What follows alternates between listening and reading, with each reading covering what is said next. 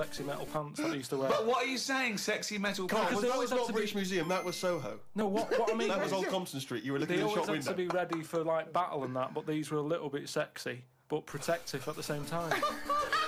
I love that! So, Lancelot, are you ready to face the Black Knight? Yeah, what do you think of these? Huh? I just want to look good on the battlefield. Will there be women watching, cheering us on? Well, you're not going to fight like that, are you? What about your I'm going to wear nothing except these sexy metal pants. But what about your chest is exposed? No, it's a good dress. I've been working out. Yeah, I know, but what I mean is, you want metal all I've over. actually been lifting up the round table every week. I just work out, do that about 4 times a day. But that machine, right? Why did it have to be a woman, or could they have got a little gay fella in? I don't Let me know. just check. It doesn't actually specify the small print. Yeah? I love that. Why do you want to see a little gay fella be? I don't want to see it. I'm just saying they're sort of more. Carl? Why do you want? I don't wanna see it. Why do you want to I wanna watch a see gay man get buggered by a robot? I wasn't the one typing in gay machines on the internet, finding stuff out about them. It's not a Steve gay was. machine. You just made it into a gay machine. Yeah, he wanted to pleasure women with this machine. You're saying, can I see a little gay fella get a robotic cock up his arse? You're the one requesting that, Carl I don't want Pilkington. that. I'm just saying that. You're the one that wants to see gay men with metal stuff up their anus. No, what I'm saying is they're more up for a bit more experimentation than. What are you saying? Why is that the case? Why? Why'd you say that? No, just they just butt plugs and that. I mean, what I'm saying is. What? You can't just say butt plugs and that. I'm just saying that I reckon they'd be up for it. What do you know That's about I'm butt saying. plugs? I don't know anything about them. I just remember seeing an advert for some once in a sex shop. What are you doing? What are you doing? No, I wasn't. I was just walking past. I was walking past the sex shop and that. And Your you know, eyes you glitz, sort of glitz, looking. glitz. Why were you walking past a sex shop? Just because I was on the way to work and that, and I passed one, and there was a little sort of one. It was open early, which I never understood. Right, it was about 8 o'clock in the morning. Right, and I Who's thought, rushing out for who's butt plugs rushing that out? early in the Yeah, who morning, needs them now? Right, but I I sort must of get had a bagel and some poppers on the way to work. I walked past it, and it had like a little post-it note or postcard type thing, and it was like pop in now, buy an item, chuck in some free butt plugs. And I didn't know what they for. I'd never heard of them before. But all I'm saying is I've since found out what they do with them. What And do if they they do do that with them, then Yeah. give them a go on that.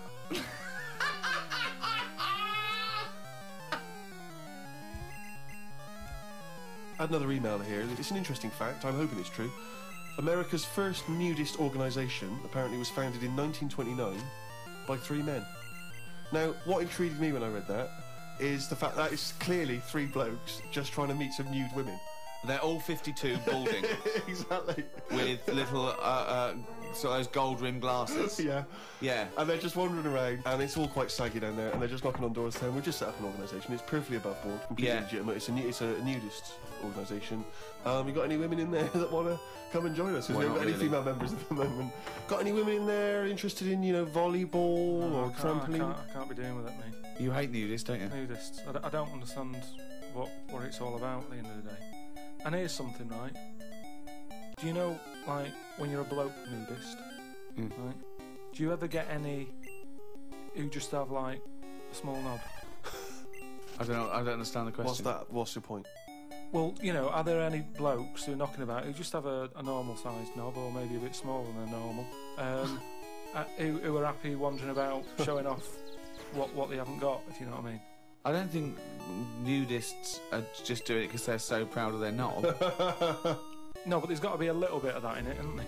Just saying, most blokes who, nudists, they must be pretty confident in themselves to, I looked once. What? Where are you Because going it's with natural. this? It's natural, that's what I'm saying. What do you mean? This As a is bloke. Carl takes a sneaky look at No. menscocks.com. No, what I'm saying is, it's Where natural. was this happening?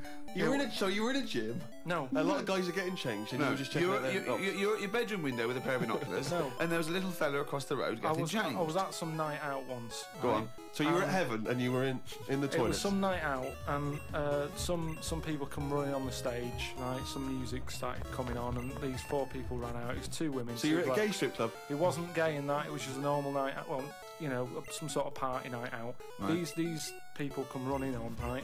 You got 2 women, you got 2 blokes. Right. They whip their knickers off, the fellas whip their undies off. At the same time? Yeah, all at the same time. Was it like, that, was it like a choreographed thing? So that happened, and all I'm saying is, right, before I had a look at the woman's bits, right, I just had a little cheeky glance at the fellas. Why? Why? Just checking it out, just seeing is everything normal down Why there. weren't your eyes drawn instantly to the ladies' bits? No, don't believe me. I had a look at that. All I'm saying. But you went to the guys first. Just. I didn't know how long pants were going to be left off for.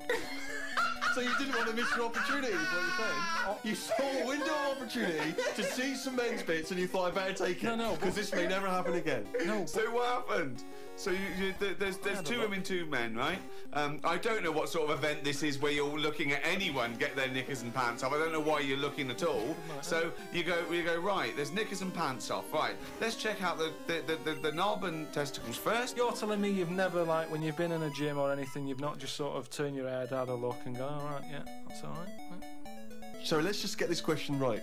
Have we ever been in a gym and just taken a sneaky glance at a man's genitals? Is that your question to us? Right, for me, it's the same as when you see someone who's a bit odd, 2 heads or whatever. Well, I'll be honest. If I was in a gym and a bloke came in with 2 heads, I'd look. I'd get a sneaky glance in the mirror. I'd go. Sorry, but you'd look at his genitals or his 2 heads? His 2 heads. Or would you sneaky look at the heads and then think, I wonder if he's got 2 cocks? And just... I'd have to have a look there. If I'll tell you what, and now I admit it, if I'm ever in a gym and a naked man with 2 heads walks in, I probably will check out the genitals as well, just to make sure that he's got 2 of everything. Can I tell you the thing that always freaks me out? I do sometimes go to the gym, and I live in North London, and the thing that always freaks me out is if there's an elderly man, often quite short. I'm always freaked out because there's at least 2 I'm aware of who've got very, very large penises. And I always find that really disturbing because sometimes you can't help but notice because it's like Godzilla coming through the change room. Do you know what I mean? So that I do admit, that's the only instance where my eye has been naturally drawn to it. Do you know what annoys me in gyms? Where people walk round happily naked all the time whistling. They get weighed naked, pop a towel on and take off 3 ounces. How exact have those measurements got to be? Yeah. Do you know what I mean? Pop a towel on. I mean, unless you're going on the space shuttle, I reckon you could give or take a couple of stone. Yeah, exactly. Yeah. Absolutely right. Well, we've put that to bed. Carl, can I ask you a question? I know this is what a lot of the fans are already wondering. Is there going to be some monkey news today? There's got to be. Of course there is. Yeah? Yeah. All right. Question. Well, I'm worried because maybe this will steal your thunder. But Sarah has emailed this in, a chimp mauling under investigation. I know you're concerned, because this actually fuses 2 of our greatest features, Monkey News and Knob News, into one seamless whole. Investigators said they are trying to figure out how 2 chimpanzees that viciously attacked a visitor at an animal sanctuary escaped from their cage. This is the grim bit. The chimps chewed off a man's nose and severely mauled his genitals and limbs. Why did they go for his genitals? Both of them did as well. Eh? Both of them. Did you say 2 chimps? No, you're right. Yeah, it was chimpanzees too. Yeah, I don't know if See, both which of them one went. did it? They just saw that they're dangling away, and they You just go went, for the nose? Yeah. I go for his bollocks. And Now, then what accent have they got there? I those don't chimps? know. Were they kind of New York gangster chimps? They're like soprano chimps. what happened to him anyway? Well, unfortunately, they were shot dead by the authorities. You see, that annoys me a bit. I know, but again... What are you talking about? They're attacking people's gonads. I know, but they were happy in an African jungle a couple of years ago. That's what they do, isn't it? That is what they do. But why aren't they just sort of tranquilised? Where was Why this? have Was I this been in a zoo? accused like it was my fault? Just because I happen to be reading... Sarah, who emailed it in, thought who should be getting a It bollocking. just annoys me how one way it's kind of like, you know, we're trying to save the pandas, and then the next day someone's shooting them or whatever. I've talked about this before about St. George killed the last dragon, right? Alright, it didn't exist. It's the same thing though. No, there's never been any dragons. It's No. a mythical creature. Well, you don't By know mythical, that. it means we made this up, like the unicorn. Well, I don't even understand. What was your point about the dragon? What's that got to do with because this? I'm saying how, like, why is it all right to be going around, going mental with a gun, shooting all the monkeys and killing them? Because one day we're going to run out. This was an animal sanctuary, though. So presumably they had quite a cushy time there, because most of the ones I've visited, they've always got it easy. They're But hanging you around don't- on tyres, they got comfy chairs, they're wanking. They're going berserk, they're loving it.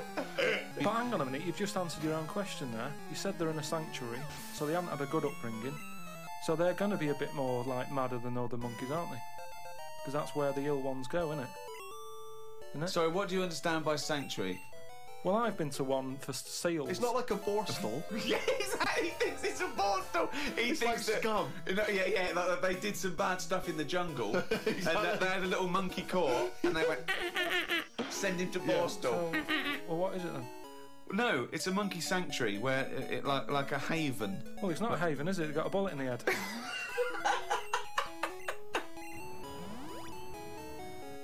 Talking of eating knobs, Carol Thatcher, you know, a daughter of one of our leaders. Sure. Well, you saw her in I'm a Celebrity, Get Me Out of Here. She popped a couple of bollocks in the mouth, Oh. chewed them up, swallowed them. Oh. Kangaroo penis there, dried. She couldn't even get. It was so tough she couldn't even get through it.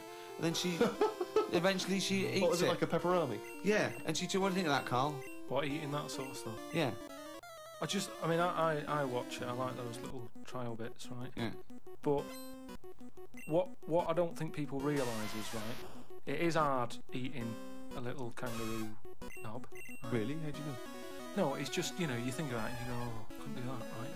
But what they never mention on the TV programme, which I think takes it to the next level, right? They're eating that at like 7:30 in the morning, Sure. Right. which for is breakfast. worse, innit? Yeah. Do you know what I mean? If I was there and Ant and Dec said, right, Carl, eat the knob, I'd go, hang on a minute, give us a few hours, let me get some rice and that on my belly, and just sort of fill me up a little bit more. I'll pop back at about 6:30 this evening, Right. have it ready. And I'd be happier then. It's just that thing of, you know, You you've been don't asleep. want to eat. You don't eat animal genitals on an empty stomach. So what are you saying? You could I'm saying like I could eat a knob at night, but just cut that there. We'll loop that. If any DJs are listening, just take that quote. I could eat a knob at night by Carl Pilkington. Maybe do a dance remix. Yeah, Just I think maybe you're sort of a house producer and you could maybe get some kind of high energy beat going, and then we could just send that out to some of the gay clubs. I'm sure Yeah. it'd be really popular. Please, anyone, send us, you know, that loop with a nice little, you know, funky house beat. Carl Pilkington saying, I could eat a knob at night. Rick, it's that time again. It's what everyone's waiting for. Can you do the jingle for us? Oh, chimpanzee, that monkey news. Right, this week the monkey news is about, you know, we all know, like, you know, there's monkeys knocking about that aren't happy in, Right, this, in this yeah. country. Sure. aren't they? It is a big Lot of problem. Yeah, it's an epidemic. So they've set up like this place Okay. where they all go. The ones that aren't happy in a zoo and what have you, it's getting them down. They can phone a number and they'll come and pick them up. Pop them in this house place, right? And basically they can run riot in there. Yeah. They get freedom to sort of cheer themselves up. There's 3 people running this place, right? So these monkeys, big house and that, PlayStation, anything they want. gym, all that lot. swimming. Jim. One of them wanted to mess about with the woman's breasts. Which woman's breast? The woman who works there, Right. right? And she was like, right, pack it in, you know, we've all had a bit of fun. You've been in Sure. the gym and everything. She obviously, you know, got a bit excited He was and fired that. up, He was yeah. fired up and that, ready for some more action and that. He's trying to have a go on this woman's breast. Right? She was like, Have a "No." go. She was like, no, you're not doing that. Pack it in and all that. The boss who's running the place was like, come on, let him have a go. No, right, you're talking I am shit. so anyway, right? So he's there and he's So the boss says, yeah, you the can have a monkey's group. saying, yeah, the boss is saying, let him have a Come go. on, Rita. If Monkey wants to play with nipples, let him. So she's like, I'm not happy with this, and he's going, come on, you know the rules here. We've got to cheer these monkeys up. Oh, this is absolute. We've bollocks. valued it. Actually, no, and in the end, because she didn't allow it to happen, the fella bloke sacked her, got someone else in. I want to see the advert he put in the Guardian media page. I love that. Woman wanted to let chimp feel tits whenever it wants. Well, it's all up there. You're talking absolute shit again. Well, that's it. That is no way that happened.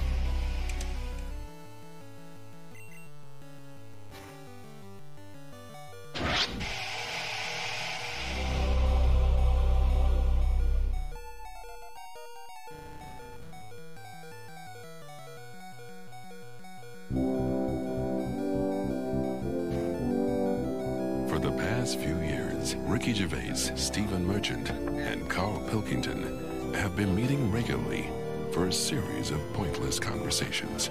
This is one of them. Testing. Is that all right? Hello and welcome to the Ricky Gervais Show with me, Ricky Gervais, Stephen Merchant. Hello. And the little round-headed buffoon that is Carl Pilkington. All right.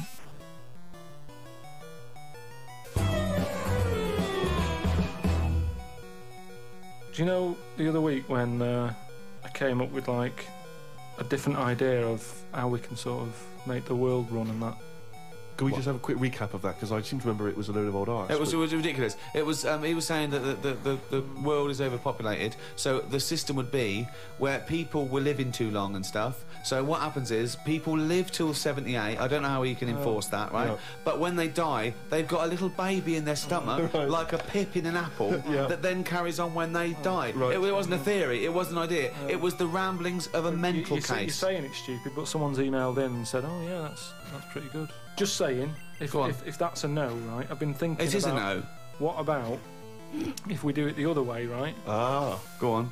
Somehow, I don't know how. A yet. kid has an old lady. That's what it's going to be, isn't it? A child will give birth to an old man. No. What I'm saying is, right? Go on. Work the other way round. Come on then. So if somehow we can inject something in like a body that's just died, right? Listen to this. Imagine this. But imagine this as notes. So- when he hands it into the Nobel people, Yeah. and they go, if there's a way that we can inject something, they go, well, what? Well, I don't know the chemical formula, but something HO2. Right. So anyway, so you inject it in the temple. He's narrowed it down to the temple. So what happens? She sort of wakes up, Amazing. right? And she works the other way. So like she might be 77, Yep. and then she'll have a birthday. She's 76, and she's working that way. Right. If you know what I mean. Okay. Are you with me? No, keep it. Because the thing is, you've got. I no I'm idea. really scared. Yeah. I'm really scared. This is the maddest thing you've ever said. Yeah. This is madder than the old lady with the pip like an apple in her belly. It sort of did work. This is No, it didn't work. It worked in your head. It's like a dream that you wake up and go, oh, I've got a great theory. And This it's is like, this is it. Let me just tell you the Go on then. ending, because the endings works out a bit better. go on. What I'm saying is, when you die at the age of 78. 9 months, What? at the age of 9 months, because that's when you come out. What do you mean when you die at the age of You're 9? not scared of dying because you're now a baby, so you don't know what's going on anyway. So there's no. So fear. you missed out a bit here. So this woman, what, literally gets younger and younger? I think Yeah. when she's in her 20s, she's in her old age, Rick. Yeah, but it doesn't matter because that's the fun part of your life, isn't it? When you're 20 and you've got all your energy and that. So before you die, you're actually having a good life rather than it being the other way around. But does she do different stuff than she did on the way up?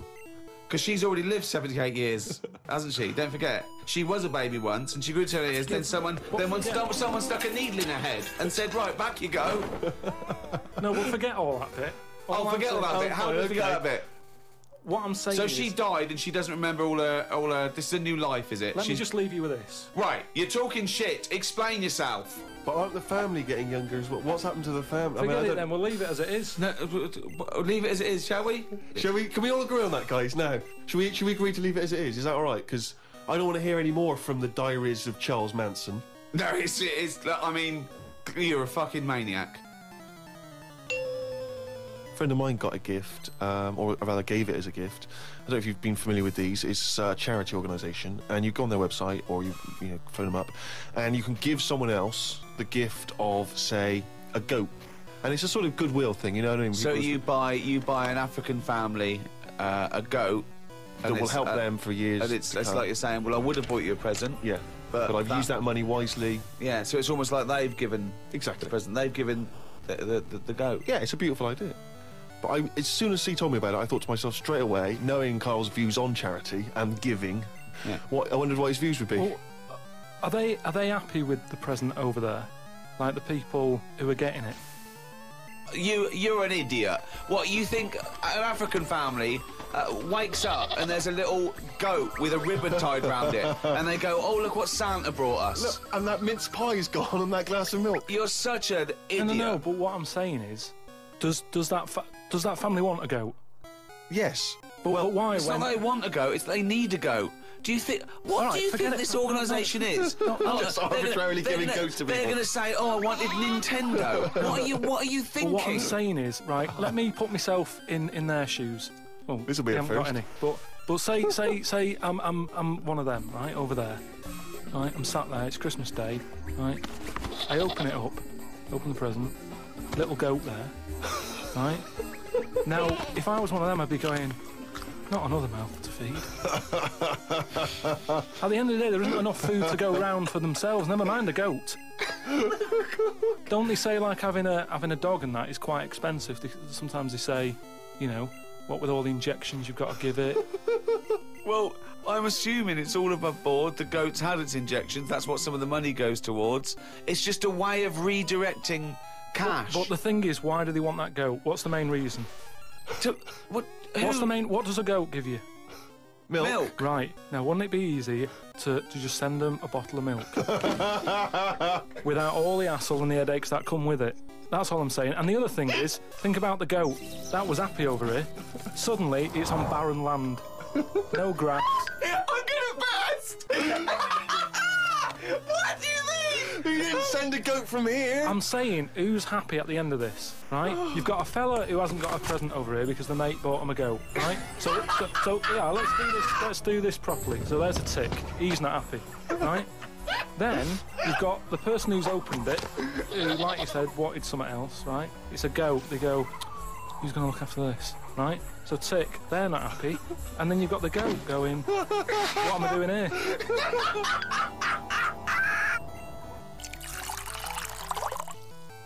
Definitely love this, surely. Have you started seeing this now? Virgin are starting plugging Virgin Galactic. I think it's something like 200,000 quid, and you'll get a chance to go in a space shuttle into space. Carl, thoughts? Going to space? Wouldn't it be a fascinating experience to go into space and look back at the Earth? I mean, at what point are you all meant to be happy? Do you know what I mean? You're floating about up there, and because you don't get out, do you? What, you mean to do some duty-free shopping? I'm just talking, you don't go floating about, do you? You stay in your seat. Well, they probably let you move around on the shuttle. Yeah, I know, but I'm talking about getting out. For me, when you go on you want to holiday... get out into space? Yes, but that's what I'm saying. When you go on holiday, the flight bit isn't the best bit of the holiday, is it? That's the bit you've got to do. So what I'm saying is you've got to stay on this and then you go back home. So you don't take luggage, right? I don't see the point. Right, so you're there, you're sat in your own clothes for the whole time, same clothes the whole time. But I don't understand what is the point. I think it's the view. I think it's two things. I think it's the view and being able to be part of an exclusive club. I went into space. It's all that thing about man conquering nature, and you're one of that elite few that have managed to pop up, see the world from a distance that no one else can see it from, and then pop down. All that way just for the view. Yeah. Is it worth it? I mean, there's a lot of other places I haven't seen anyway. Right, before I think about that, I think if you've done everywhere, I haven't been to Scotland yet. Right? Right, yeah. I'm not being funny, but do you know what I mean? So just have a look in your back garden before you go looking in someone else's. In space? Yeah. Yeah. What would make it a trip worthwhile for you? I mean, if you did go into space, if we gave it to you free of charge, we said, Carl, go up. I know the answer. I know the answer to this, Steve. He's thinking, I'd like to meet some aliens that can talk like I do, and I can understand them, and they can tell me something. Like what? Oh, they met God, he was all right. That's the sort of thing, that's what he's going to say. He'd like them to look like monkeys in spacesuits. Yeah. That would be his ideal thing. He'd like to go to the planet of the apes. He was going to say the apes. He would love They to could go arrange to that. Look, he's nodding. He's nodding. Thoughts, Carl? Well, yeah, that'd be brilliant. What would be brilliant? Seeing a little alien and that, having a chat with him, find out what's been going on. What's been going on? No, but don't you think that, like, I mean, if you bought me that as a present, right, either of you, I wouldn't be that happy. For me, that's a little bit like...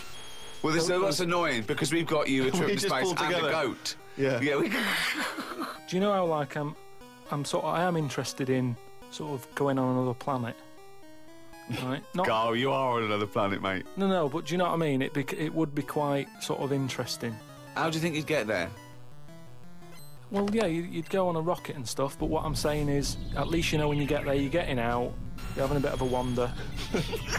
But I wouldn't be happy in just the journey bit of it. That's all I'm saying. That's great, isn't it? But the thing is, right? I was looking into it a bit because I was reading about the Virgin Atlantic thing, right? And I was reading something that in 1971, right? 3 of them went up there. There was 1 bloke in the rocket, right? The other 2 wandered off, had a walkabout, seeing what rocks they can find. And that bloke who was in the rocket, right? He was the loneliest man ever in the world. I don't know what to do. I don't know what to do. I don't know if that's some sort of profound poetry or I don't know. Do you know what I think he's trying to say? He's trying to say he was, by definition, a human furthest away from all other human contact. Yeah, that's what I said. Yeah, okay. No, you said loneliest. Loneliest evokes an emotion. Yeah. But It's like he started crying and writing poetry and listening to Morrissey records. But what I was thinking is, do you think when he got up in the morning, he still bothered to put his clothes on? That's the first thing that came into your mind. No, when just you because pictured him I in always, there. at the end of the day, even if like my girlfriend Suzanne's out at work and that, I'm not happy walking about with everything out because you never know what's going to happen. I just mean, you never know if someone's going to turn up. No, I don't like what I don't like. No, I always pop some pants on or a towel, even if I'm Not alone. always. Because I've knocked on your door when you've been stood there with. No, he's Yeah, taking but his trousers off. I did it especially, Oh, knowing right. that you were there. I've done it especially to annoy you. Oh, right. Yeah, so. But do you know what I mean? Do you think he was walking about the rocket with his tackle out, or did he floating go, about it? well, no one's watching here? do you reckon it floats up or down? Well, if you are the man who was up in a space rocket and was for a short period the loneliest man in the world, we'd love to hear from you. We'd love to hear what you did with your time, how lonely you felt, and also did you float around with your cock and balls out? Carl, if you could have a superpower like Superman, what would your superpower be? Can I suggest consciousness? Yeah. Can I have the power of thought? Remember, you've already got opposable thumbs. So cross that one off the list. Oh, come on, Carl.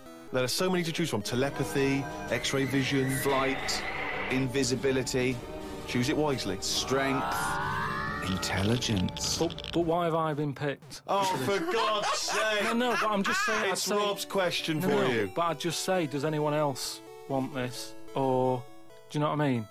Oh, No, what do you wish you could do that's impossible is the because- question. no, or what? What do you mean? Because with that comes a responsibility. is what With I'm saying. enormous power does come great responsibility. So, would you like Spidey senses? Is that what you're saying?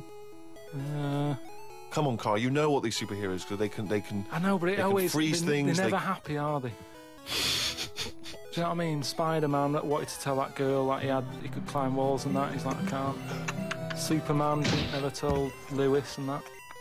Who's Lewis? Who's Lewis? Lewis. Who's Lewis?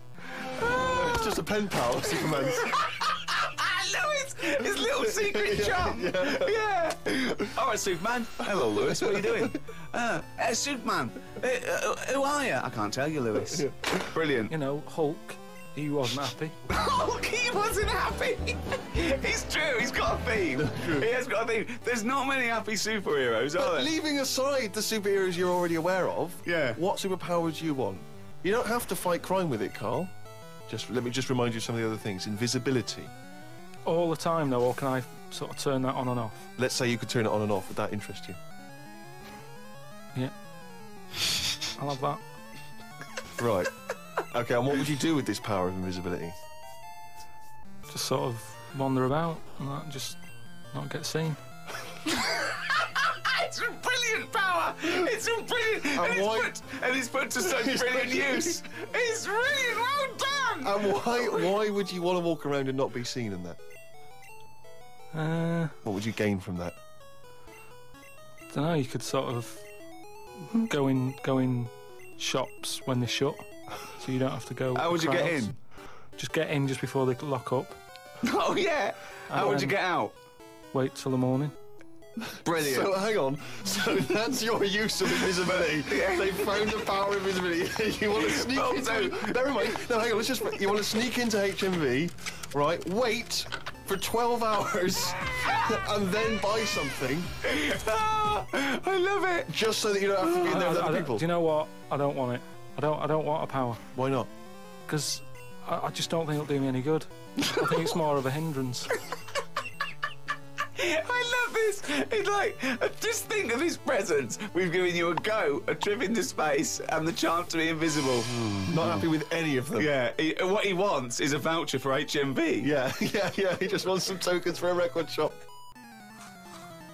Just going through a few more of these emails. This one's from Kent from Nova Scotia, Canada. He says, Carl, he's wondering if you've got any personal mantras that you could pass along. For instance, he reminds us of Ben Franklin's famous mantra, waste not, want not. Who said that? Ben Franklin. What did he do? What was his job? Benjamin Franklin was a well-respected American politician from the 1800s. He was a sort of thinker, a philosopher, a scientist, deeply respected. Also a big political figure. He features on the dollar bill or the $10 bill or something. Yeah. So he's one of the great sort of American Enlightenment thinkers. And he came up with the mantra, waste not, want not. You must know waste not, want not. I mean, that's just... Do you understand the phrase waste not, want not? No, not really, no. What does it mean? I've never used it. It's like, don't throw stuff away because you might need it, and therefore... You won't be wanting anything because you didn't throw it away. So he was a bit of a hoarder. If you don't waste food, for instance, then he was a bit of a hoarder. For God's sake. No, but I'm just saying, you know, he's a man in power. Is that the best thing he ever said? No, I'm sure he came up with many, many profane things. So why is that one he did experiments in electricity and conducting electricity, all sorts. But that impresses me more, inventing electricity, than someone... He didn't invent electricity. Wait a minute! Don't impress you more than what? Just saying waste not, want not. I don't think it's that good. It's not even catchy. How would you word it? I'd just say, whoa, don't be chucking that out. You might need that later. Don't be chucking that out. You might need that later. Carl Pilkington.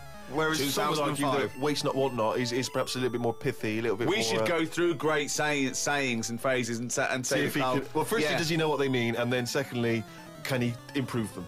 That would be brilliant. We'll do that next time. So, all right, let's see. Okay, Winston Churchill. Never have so few done so much for so many. What do you think of that? Do you know what that means?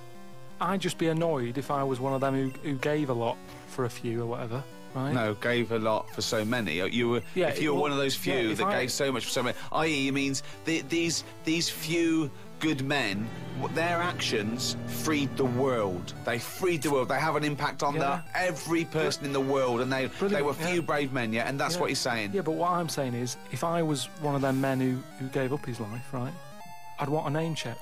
I don't want to be bungled in with everyone else who is saying a load of blokes gave it their lives. Well done on that. See you later. That's brilliant. Did you just say bungled in? Bungled in, yeah. You made up a word. You don't want to be bungled in. You made up a word. See, that's it, you see. We've been looking for it. That's original. That's Carl Pilkington. I don't want to be bungled in. Right, do you know we've chatted about charities before, haven't we? Sure. Yeah. Done a lot of stuff on that, right? Just coming back from Manchester, right? Got off the train, Euston. Yeah. Right? Off the train, walking through the busy bit and stuff. There's this fella stood there, right? Good charity worker. Yeah. Right? Nice looking fella. He's got his suit on, the tie and everything, quite respectable and that, right? Look down at his bucket. All the money's been put in the bucket and that, right? On the front of the bucket, right? It says collecting for the homeless at Christmas. Now, why can't they do that? What, the homeless? The homeless people. Why is some fella taking his time out, right? His own time where he could be at home. Why? Some of us have got homes to go to. Yeah. Why? Do you know what I mean? What do you think? Just give them the buckets? Well, what are the homeless people doing whilst he's doing that? Is what I'm saying. What have they got on the timetable? Cut out the middleman. Cut out the middleman. what would prevent a homeless person and an entrepreneurial homeless person just getting a bucket and writing that on there themselves? Could I suggest something? Hunger, some drug addiction, traumas, often mental illness. Just possibly too depressed to get up, put a suit on, and go to Euston Station with a nice bucket with some writing on it. And then, right, I was thinking about that, right, and I was walking down the street in London with Suzanne. Saw a little homeless. Well, I didn't see the homeless bloke, right. I saw a leg, right, sticking out of a doorway. Thought, here we go, right. Walked past it, right. You're not going to believe this. Go on. Homeless. Yeah. Chinese fella. I've never seen one of them. No, I'm not having a go, right? Well, have you ever seen? Do you know what I mean? That was a shock. I really don't think I have. I think he's got me there. I hate to say it, but I must say I can't remember ever seeing a homeless Chinese person. Weird, isn't it? I Actually, I was walked past and I said to Suzanne, "Did you see that?" She went, "What?" I said, "Just look back there." She said, "What?" I said, "That homeless fella. Look back at him." She said, "What?" I said, "He's Chinese." And she said, "Yeah, good point." Good point. Of course she did. She said that to shut you up. She didn't want to get into a conversation with you. Rick, it's that time again. It's what the whole world is waiting for now. Is it every Monkey week. News? It is Monkey News. Please perform live the jingle. Oh, chimpanzee, that monkey news, you. There we go. Right then, well, got an email from John. You know, if you've got any monkey news going on in your area, Just let us know. God, amazing. but there's a TV channel in Moscow, right? And I think they had a bit of bad luck or something, a lot of redundancies and that, right? And whoever was in charge of it got a bit mental and got rid of loads of people, right? Yeah. And they come in the next day and they were like, "Right, are we ready to go live?" and that. And someone comes running in with a clipboard saying, we haven't got any people left, right, to present. Such nonsense. Right, tell you what. Right, okay, carry on. So he goes, "What?" If just one employee turns out to be Simeon and is doing a good job, I'm never doing this radio show again. So this TV channel, you know, he's having a lot of problems and that. They've got to go live, right? He's like, "What am I going to do?" Anyway, for some reason, right, there was a chimp knocking about. For some reason, that's the key piece of information, but but we didn't get it. We didn't get it. It doesn't matter, does it? It doesn't matter. It doesn't matter. Imagine Anyway. if that was in a film. And they're going, well, I can't see where this plot go. Well, he's just there. He's just there. So anyway, so he sort of says, get it in a suit, right? Why? So, because they're running out of ideas, the clock's ticking, they've got to go live with something. What do you mean? What he's What, is it a presenting? news programme? He's Well, presenting. Listen, it's a chat show. I'm not. They can't Again, talk. don't have a go at me, have a go at John, who sent this in. Right, and be this quiet, let's hear it. Let's hear it again. So anyway, so like I say, so they going live, 5, 4, 3, 2, 1, whatever. Chimp sat there on the chair. He was like, "Look, let's just get through tonight's show and worry about this tomorrow, right?" What are you talking about? Look. So they put a chimp in a suit. What was that, handmade, or were the sleeves a bit short on him? You idiot, think. So anyway, it's sat there, right? And they're going, "Right, here we go. Good luck, everyone," right? Yeah. Chimp's there. What programme is It's a this? chat show. Whose chat show is it? Well, it's the monkeys. I like the fact that It's the they... monkeys now, is it? Did I say? I like the fact that they put the chimp in a suit. It's like, no one's going to take this chat show seriously if he's not dressed up, if he's not smart. Slovenly, look at that slovenly ape. So anyway, Oh. let's get to the point of it and that, right? So anyway, so they go on, right? It's all going Didn't bleakly. happen. There's no way this happened. Here's a fundamental anyway. question. How was the chimp asking questions? Not sure about that bit, but all I've got is the stuff that was on the news site for this. Like I say, I've But given it's you, rubbish. Yeah, but I've given you some facts. I've No, told you there's a TV channel in Moscow that's having problems, right? I've explained that No, bit. it's this rubbish. They've got rid of the presenters. The monkeys sat there, right? Don't worry about it. Anyway, I'm telling you, it goes all right. It So goes anyway, okay, in case you were worried, Rick. he's sat there, right? Absolute They get to shit. the first break, they're like, can't believe it, right? You know, viewing figures and that, they're loving it, right? What? No. What? How did they know the viewing figures in the break? Please do not interrupt the and news. what did the chimp At do in end the of it, first half? They had a big guest on that week and what And what have did you. he do? Just talk to was it? himself? They walked out. So Cher comes on, I'm yeah. not sure, but say if it is Cher, right? No, Right, what? the main gaffer is like going, oh, Cher's going to go mental at us, right, for putting Say on it with is. the No, monkey. it is Cher. In his mind, it's Cher sitting there talking to a chimp in a suit. So anyway, she and they're comes filming off- it for Moscow TV, and the ratings are going through the roof. Presumably there's a translator because Cher doesn't speak either Russian or chimp. She comes off, right, and the bloke who's in charge is like, she's going to go mad. She's going to go mad here. She walks up, she goes, I love that. Right? She said that's one of the best interviews, right? So anyway, they decided, right, it went so well, kept him on. He's still there. I love the fact that Cher was an idea that Steve threw up, and now she's going, I love that, I love that, I love that, Jim, get me back there. I want to go to Moscow, never mind. Unbelievable. Don't have a go at me, have a go at John, but, you know, if you've got any monkey news, send it in.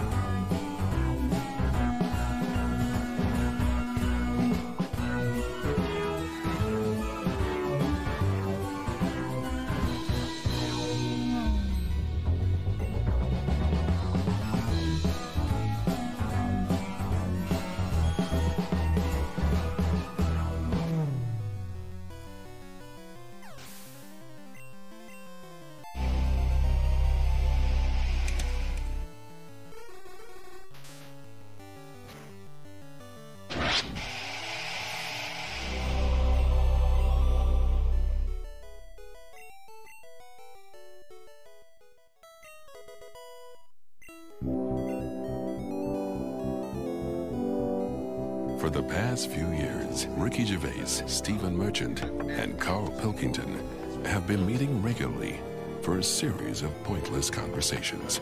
This is one of them. Testing. Is that all right?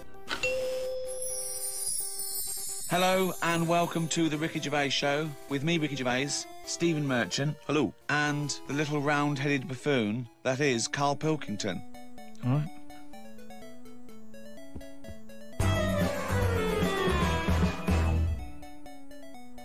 I got a text from Carl yesterday, Steve. A text from Carl, yeah. Yeah. I'll just read it to you. Okay, see you to Moz for a face rub at 6:30 then. No bum tubes, though. So I was intrigued, and I called Carl and said, I think you've just sent me a text by mistake. What's the explanation of that? My mate, right, Russell, he said, you know, there's things that go on in life that you need to experience. Yeah.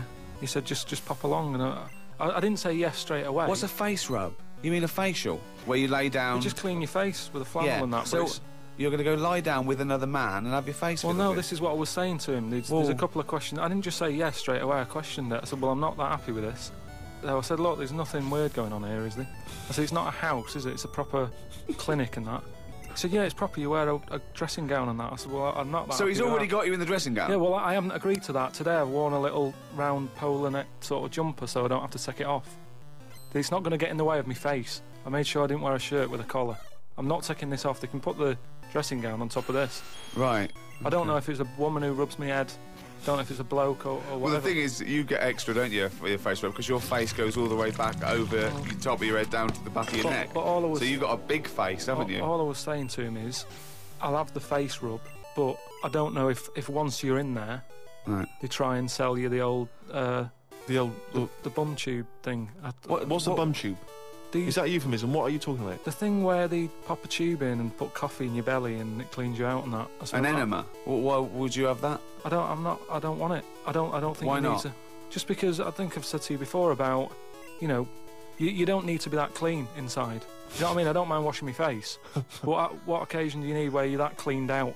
Do you know what I mean? And it's always a clear tube and that, and you see all the stuff whizzing past. I don't understand why it's clear. I don't know why you've got to see what's coming out of you. Like it's, you know, like the generation game, making notes of what's whizzing past. Forget it.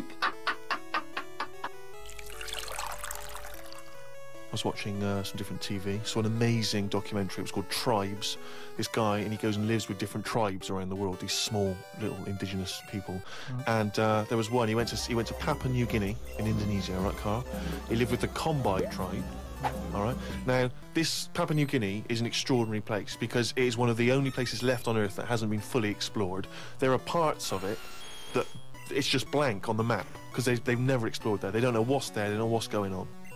So, firstly, that must already freak you out. Imagine that, 21st century, they have no idea what's going on down there. But do they need to know if there's nothing going on? Well, they don't know what's going on. There could be stuff going on. No, but there's no chance that they'll go, we haven't been over there, and someone goes and there's like an Arndale centre. Nothing's going to be there, is it? So there's no... Well, I'll tell you what is there, okay? There's these various small tribes. Some of these tribes are still cannibals, eating people from other tribes. Do they know they could move on? Have they got a telly? Or have they seen a telly and gone, I'm not up for that? Or are they saying... It's not the Amish. They haven't chosen But what this. is the difference between the Amish and these people? Well, the Amish are a group of people that choose to live in that way. These people are just essentially untouched by civilization. I mean, they do have interaction with civilization and people do come there, but they still live in this very, very almost prehistoric way. They did buy a telly, but there was nothing on because there isn't any broadcasters. They couldn't plug it in. Yeah. They're having an absolute nightmare. Yeah. But there was one guy, okay, now he said that his brother was dying. This was a couple of years ago, right? His brother was dying. He said to his dying brother, what happened? Why are you dying? This guy said it was a bloke in another village. Okay, he goes over to the other village. He kills this other bloke, right? He eats him, or eats bits of him. The other village gets a bit annoyed. They go, what's going on? Why did you kill this bloke? He went, sorry about that, right? They said, well, you need to make it up to us. He gave him a pig. They said, a pig's not enough. They gave him 5 pigs, so 5 pigs apparently made up for the fact that they'd killed one of them. They said, well, hang on, what are you going to do with this bloke's wife? Why were they bartering? Why didn't they just get the police in and say, what's going on? What police? Yeah. Why didn't they call in Kojak? Because he'd have sorted it out, wouldn't he? What I mean is, right, they're miles away from anything, but it doesn't sound like the great place to live, right? Could they not move? Could one of them go, do you know what, I'm sick of this. I'm moving or whatever and go to a proper city. How far away is this these Papa people to the next? They're like the Smurfs. They're very like the Smurfs. But how many miles away from a place with a normal life going on? But think about this, Carl. Firstly, they don't speak the language. So they don't have any practical skills. They've got no experience of civilization. So even if they chose to go and live in one of these cities, what can they do? How can they function? I think there's some bacteria that has better lives than that. That's got to be offensive. Why? Okay, how about this is one of the weirdest things. This is one of the weirdest things, right? Sorry. An entire people, an entire race Just of people. dismiss. I'm not having a go, but I'm just saying I wouldn't fancy it, is what I mean. But they You know what I don't mean? We're know living in of ice. another world. How can they imagine that they could... Oh, I'll tell you what, this is boring. I'm tired of hunting for food and eating fish from the river. I'll tell you what, I'd like a world where there's iPods and room service. I'm going to go and move to New York. They're not thinking like that, are they, Carl? Because they don't know about this other world. People go to these places on holiday now. They like a little bit of danger. They like to see how the others live. So all I'm saying is we know they exist. The Papa people, maybe people aren't going there. It doesn't sound like the best place. I can't imagine it having a tourist board or anything, right? But would they accept me if I popped over there and, with Suzanne in Papa? Well, okay, this is one of the things that they do, okay, which is a tradition you may have to do. These Kombai, right, they invert their penises. So they push their penises back up inside their bodies. Like a sock. What for? Well, Keeps it out of the way. Of what? Well, if you're running through the undergrowth chasing a hog, you don't want it flapping away, But it's also become a kind of ceremonial thing. So if you were over there, you may well have to try it yourself. You would have to try it yourself. If you went there, you'd have to try it yourself. But even cavemen had little pants on. Why haven't they? Whoa! Slow down. Rewind. What do you mean? Again, you've been watching the Flintstones. No. It's just Is it a leopard skin pair of pants that's actually quite Right. Go on. But it's a well-known fact that they wore like bear pants or whatever. Bear pants? What do you mean, bear pants? No, listen, you are a qualified anthropologist, so what... I mean that, you know, whenever you see them on footage or in a museum... Footage? Yeah. Or, Whenever you see that Well, early it's a bit documentary shaky, footage. it's black and white as well, isn't it? Caveman footage. You always see him wearing a little bit of fur little pants and that. So what I'm saying is, even though what year is it to these people in the woods? I don't know what this conversation is anymore. He's just clutching at straws. His mind, it's like a fly. His mind, isn't it? It's just buzzing round. It's trying to find a window. It is just It's like hitting against pieces of information, but then just bouncing off. Yeah. Dazed, perplexed.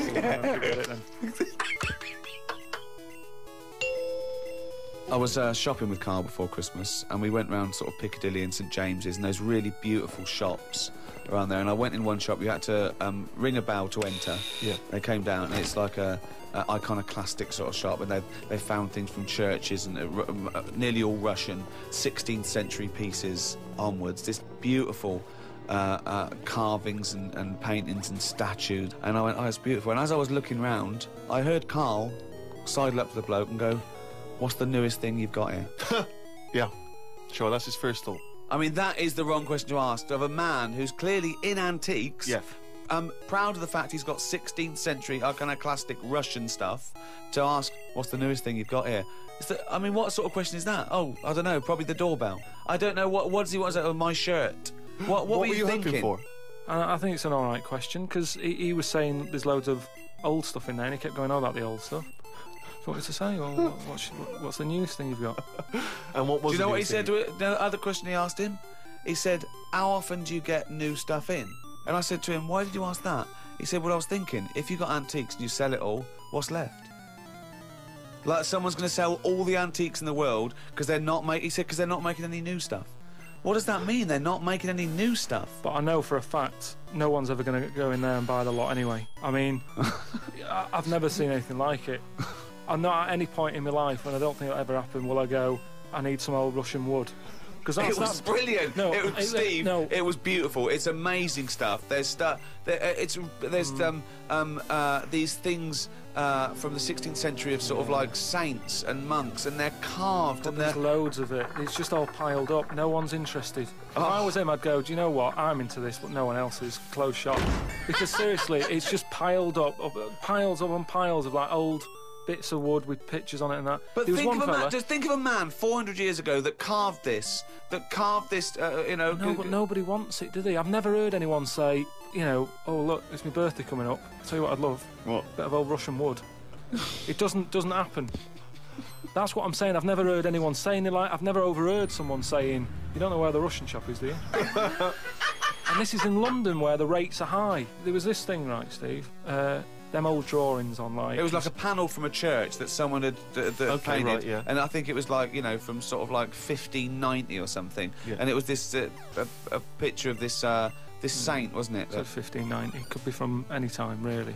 So there's this one there, right, leaning up against the wall, and most of them in there was that Stalin bloke, right? But there was this little... Right, can I just stop with there? Lenin. Right, Okay. all right then. Yeah. So he was on all these bits of wood and stuff. But I saw this other little face, right? Little fella with a beard, right? So I said, "Who's this bloke here?"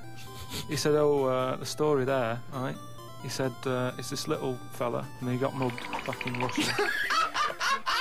This is right, isn't it? This is what he was saying. He said he got mugged. It's just that term. I love that term in a 16th century Russian wood.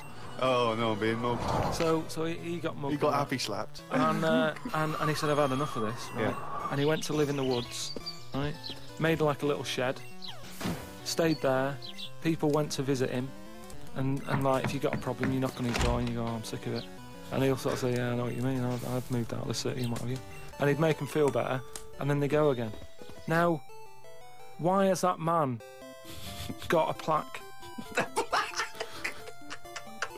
If he was around now, there's no way he'd have a bit of wood with his face on it, is what I'm saying. If someone had got fed up with living in London or New York or whatever, and they go, "I'm going to go and live in the woods," people wouldn't visit him, and he wouldn't get a piece of wood with his face on, is what I'm saying.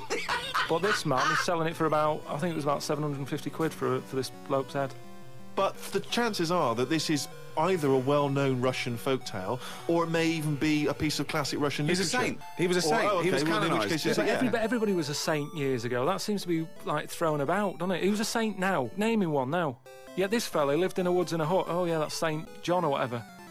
He's not a saint. He's done nothing. If anything, he's sort of said, I can't be bothered with living in a city with everyone else. Everyone else has got to put up with it, but I can't put up with it. I'm going to live in the woods. Well, if you can't put up with it, you're not good enough, are you? You've got no stamina. And yet he gets a plaque, is what I'm saying. It's annoying. Who would But you it's like to? art. Who would you like to see get a plaque in the modern world? Who deserves a plaque, in your opinion? Probably like nurses and that who do a lot of bad things that I think I couldn't do that. Carrying lungs about and all that. No, but I couldn't do. Do you know what I mean? That's one job that.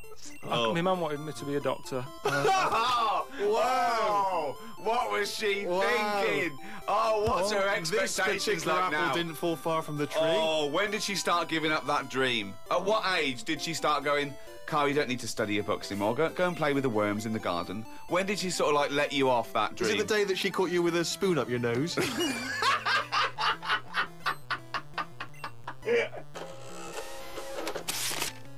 But anyway, talking of emails and that, right? Nick, who's emailed from Australia, right, Melbourne. He's been going on about dolphins and that, problems with dolphins. What problems? He's just saying when that wind happened, it was like a bad wind thing going on. Hold on, wait a minute. What bad wind? In America, they had that. Hurricane Katrina. Yeah. Right. And there was like a little bay with dolphins in it, and Right. that, with all guns on them and stuff. What? Whoa. Because they use dolphins, don't they? They say they're an intelligent animal and stuff. Yeah. And they've got them all like, you know, they've all had the training. They're all like ready for battle and stuff. Right. Got like rifles on them. What do you mean rifles? They've How got- can they've they got hold a weapons, rifle? they've got- How can they've they got- hold a rifle? No, it's sort of on a strap and that. What do you mean it's on a strap? I don't know what they kit them out with, but they're just ready for war. Whenever What it are kicks you off. talking about? Listen though, that isn't the point. Don't worry about it. Oh, we But leave what that I'm one, do saying we? is- That's not the point, so let's leave it. So they're swimming about. and Yeah, that, in this with little bay. rifles and berets. Whatever they've got on. Yeah. right, ready for battle and stuff. Yeah, ready for battle, yeah. The wind comes in. The wind comes in. Hurricane Katrina. Makes a wave and that. They get out of the little bay, Yeah. still all kitted out with all the, you know, weapons. You're talking and that. bollocks. Steve, do you want to look at the email? Well, mate? there's no way. There's loads of dolphins now swimming round, kitted out Causing with problems. guns and that, with a strap. How can a dolphin hold a... Whoa. Again, you've been watching Planet of the Apes. Oh, he's trying to talk to us.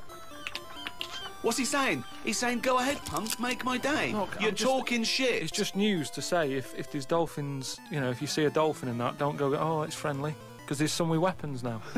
So I'm just reading it out on email. That'll cover it in that. So Bollocks. Carl, can we have some monkey news before I die? all right.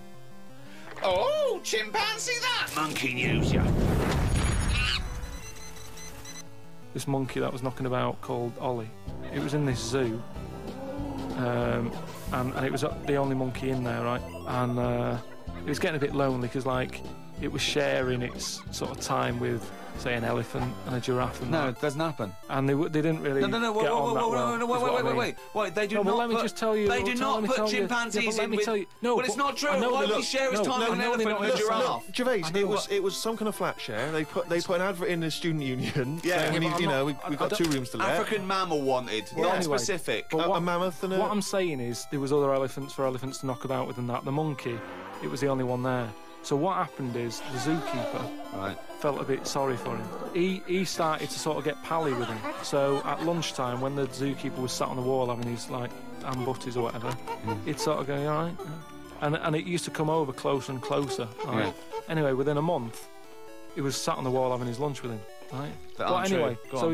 he sat there, and as time goes on, you know, Yeah. he's sort of sat with him most of the day. Monkeys Yeah. walking around with him, helping feed the other animals and that. No. But then what happened is the zookeeper, at the end of the night when he's like locking up and stuff, Yeah. he'd feel bad because he'd be leaving the zoo and like Ollie's sat there and he's like, I'll see you tomorrow, and the monkey's like, yeah, right, see you later. Looking all fed up because he's got home to go to and he's still stuck in where he's basically working every day.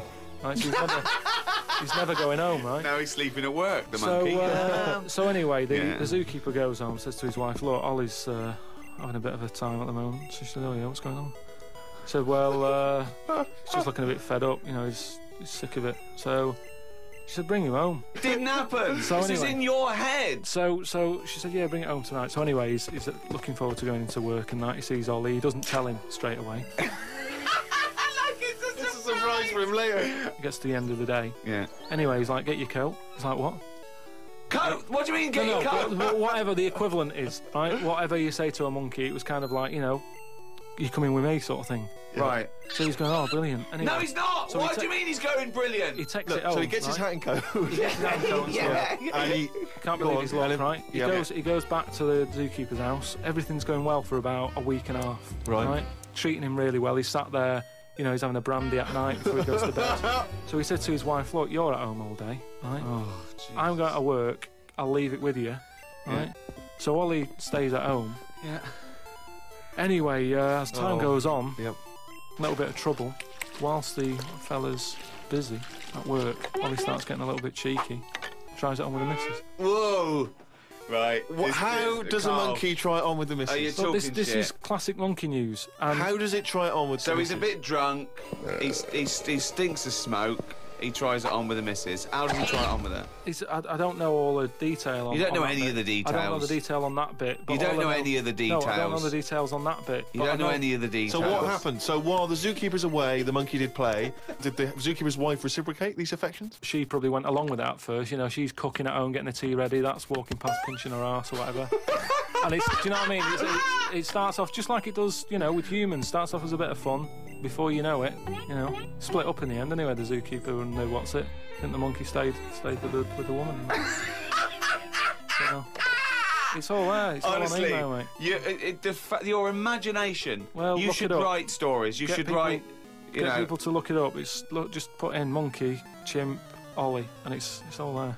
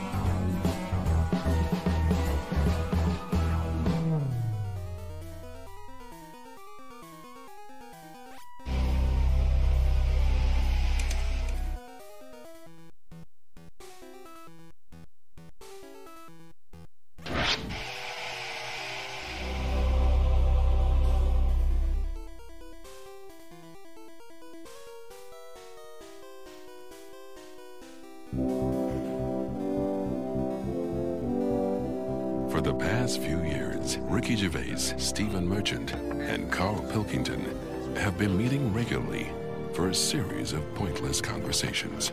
This is one of them. Testing. Is that all right?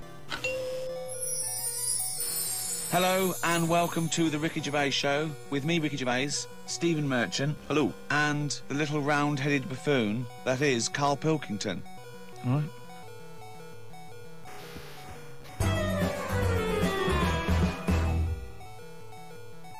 We've got a little email straight away, Carl, from Nikki in Beverly Hills, California. She says, "Carl, you rock. I hate it when Ricky and Steve ridicule you. I checked out your picture. Although your head is not normal, that's no reason to ridicule you. You look gimp, but I never judge a book by the cover." Cheers. Is that what you've got to say? Well, it's only because I've got no hair, though, isn't it? That's why it gives that effect. No, it's perfectly round your head. It's perfectly spherical head. Your face is slightly too big for it. It almost goes over the sides. Perfectly round head. Pug little nose, funny gimp eyes with no expression, hangdog look, like a little mouth, like a little lamprey, not formed, not human formed. The way your expression is like you've had a lobotomy. your head goes weird at the back. It's got a little nod in it, like it's really strange, your face, and you're stupid. We've had a lot of emails saying that. I mean, I think he's just paraphrasing, but... talking of emails, you know, a couple of... I can't remember which show it was, but you mentioned, Carl, that you'd only recently seen a Chinese homeless person. Oh, yeah. And it really surprised you because you'd never seen a Chinese homeless person. And I actually went along with that. I've still never seen a Chinese homeless person. Well, now I can just tell you now that there's a few responses from Los Angeles, people saying there are quite a lot of Chinese homeless people over there because apparently there's a huge homeless community in Los Angeles. So definitely if you want to see them, Carl, that's the place to go. But we've had one from Vancouver, Canada, from a girl called Amy, and Amy herself is Chinese, and she says that she realised herself that she'd never really seen a Chinese homeless person. And although she says that apparently Vancouver has the first or second largest Chinese population in Canada, she'd never seen them, and she actually went for a walk around the Chinatown in her area looking for them, and she could not find any on that particular day. So again, Canada obviously not a place to go for a Chinese homeless. It was just a point, though. I don't want people sort of... Well, hold on, though. Wait, I'll stop you there. Hello, Ricky, Steve and Carl. I live in New York City and have seen a Chinese homeless person. Not only is he Chinese, but he is also a midget. He's been living on the streets for the last 30 years. He used to dress in rags, but thanks to a coat drive, he's now wearing a fancy Adidas jacket, right? Now he encloses a picture. He says he gave him $10 to take the picture. And I've seen it, and he's a little Chinese midget fella. I'm just getting a bit worried that people are going out there sort of looking for these. Because they, you know, that's what you requested. No, but all I was saying is I saw one. I didn't start saying, excuse me, can you just give us a smile, I'm taking your picture. Do you know we've what I had mean? loads of pictures of people. I know, and it worries me a little bit. And I mean, it's not too bad about the one who took one of the little midget one, because, you know, if he kicked off, it'd be quite easy to sort of hold him back. But I'm talking about fully grown. So is that your warning to people? Don't be taking pictures of fully grown Chinese homeless? Well, yeah, I'm just saying, you know, don't be messing about going up to strangers and that and annoying them and stuff, right? Maybe well, I think that's a good rule of thumb. Don't annoy them. But I mean, but that is a hell of a sighting, isn't it? We asked for a Chinese homeless, and they gave us a Chinese midget homeless. Many of the listeners are aware, Carl, that you're sort of fascinated by smaller people. Well, he's fascinated by difference, I think. Yes. I don't think he's having a go at people. You're not when you sort of stare at someone because they don't look like you, and let's face it, most people don't look like you. You're not having a go, are you? Well, like I say, first time I saw Steve, I was never having a go. It was just, oh, that's different. but you know, like you know, Steve, I was never having a go. It's just that thing of, oh, right, interesting. What do you mean? No, just you know, I've said before about I've got used to it, and Steve it's the got same. used to it. What do you? I don't know. Well, you know my feeling with this. I don't really know where he's coming from. But Steve knows I'm not having a go either. Yeah. Carl used to carry around a book that was called the Top 50 Freaks of All Time. Well, it's interesting you should mention that because we actually had an email from Richie who says that he's been a fan of ours for many years and he's listened to lots of the radio shows we've done in the past and things. And he says of all the people you've discussed, Carl, in the past, including some of the people from your you know, odd magazines, who would you most like to spend the day with of all those people that you've encountered? Favourite of all? Well, certainly who you would want to spend time with, who you feel would be the most fascinating, the most interesting. You know, I mean, let's just recap on some of the... Pillow Man, the bloke with no arms, no legs that can roll a cigarette with his mouth. Yeah. No, not impressed with him. That's not sufficient. What about the three-legged juggler? So hang on, let's just recap. This was a man with 3 legs? 3 legs, Right. And it said his job, he became a juggler. Okay. Not using the gift that he'd been given. What you suggest? Anything. Running, swimmer. Just, you know. Yeah. But yeah, What what are the there? others? What are the other ones? There's a picture of a gentleman who was fascinated by him. He used to play the piano. Oh, he's got a tiny head, doesn't he? Yeah, that's that. That's the one who he sort of ages fast. Right. So like every other week he's having a birthday and stuff.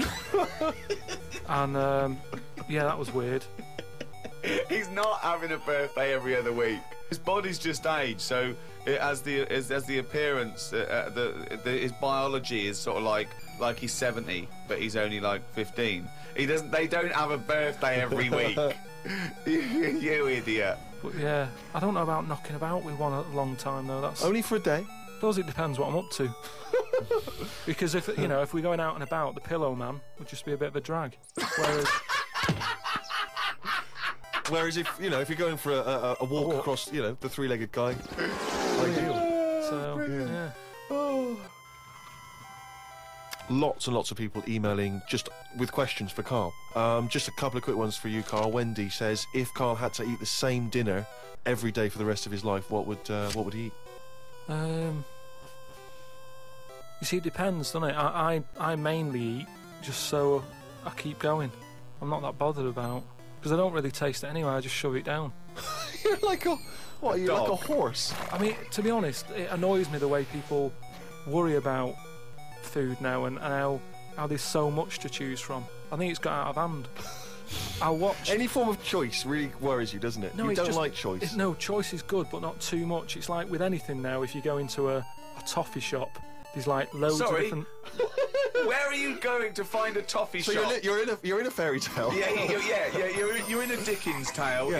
in the 19th century. You're in Shrek. And And you go into a toffee shop. What? What's your point? You go into a toffee shop. What I'm saying, you go into a shop full of toffees. You've just come from the candlestick maker.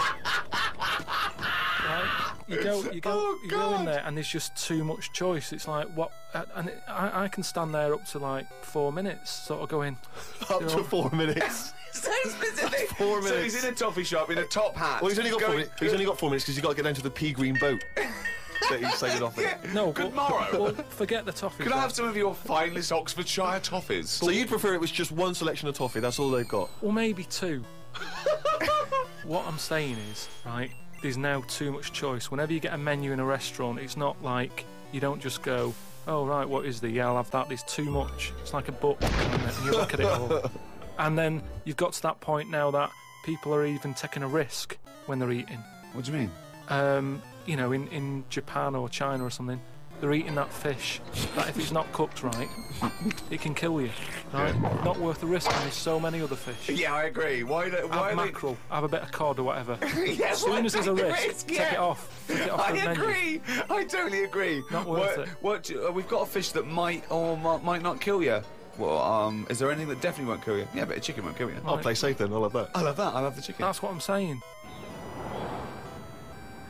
But anyway, we were talking about sayings and that. Right? Stitching time saves 9. Don't. You know, I'm never going to use that. I don't think anyway. Right? Okay. Suzanne. You're never going to understand it fully, are you? Suzanne repairs me stuff anyway. It doesn't really matter. But what about the one? About the one in greenhouses and that? People who live in glass houses shouldn't throw stones. Well, I'm intrigued to know if he's fully got to grips with this. Just Okay. give us your explanation again of what you'd take that to mean. Well, just don't be chucking stuff about. Really? So, well, if that was it, they just say that. No, but that saying's been around a lot longer than we think. That's when people probably did live in basic glass houses and stuff. No, whoa, What they mean now? Who has ever lived in a glass house? So cavemen went from rock to a nice crystal structure, did they? What are you talking about? When did people live in glass well, no, houses? what they mean now, when that saying's used now, they mean sort of, you know, plasma tellies, ornaments. No, they don't. They're saying don't chuck stuff about because No, you'll break it. No, it's not about damaging your own property. They don't mean you're inside the glass house throwing rocks inside your own glass It's house. a metaphor. Carl, what is an analogy? It's sort of like a little story told quickly. Isn't it? It's a It is, little though, isn't it? story told quickly. To what end? Well, it depends what the story is. You see, I just prefer sort of, you know, what you say is what you mean. So people who live in a glass house have to answer the door. I don't know what that means. I don't know what that means. I mean, Because- you may be a genius because I don't get that. People who live in glass houses have to answer the door. Okay, let's hear his explanation. Because the people knocking at the door will be able to see you because it's a glass house. But you have to add a number of other things, other caveats. Surely, if you live in a glass house, don't walk around naked. Yeah. If you live in it. These are literals. But just the idea that in your head there should be sayings for people who live in glass houses. Who is it that's living in a glass No, house? well, I'm not talking about them. It's just that if everyone else is bringing up about these people who are living in glass houses, let's get to the real problems they've got. He still hasn't got to grips with the idea of the but it's- metaphor or the simile. Well, here's another saying, right, that I learnt recently from a mate, right? Well, there's an elephant in the room. Okay, I haven't heard that one, but explain it to me. It's like how, you know, whenever we go out for something to eat or a drink or something, It's normally after about 5 minutes, the sort of topic gets onto the shape of my head. Yeah. But what I'm saying is, it's interesting how, like, I'm the elephant in the room, right?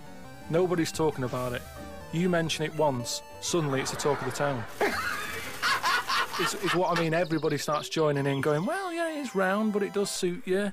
And these are people who I don't even know sometimes, and they're all dipping in. And that is an elephant in the room. So you don't want people to discuss the shape of your head or the lack of hair? You would feel better. You would feel happier that they didn't mention that. Sometimes I think it's better that it's out there.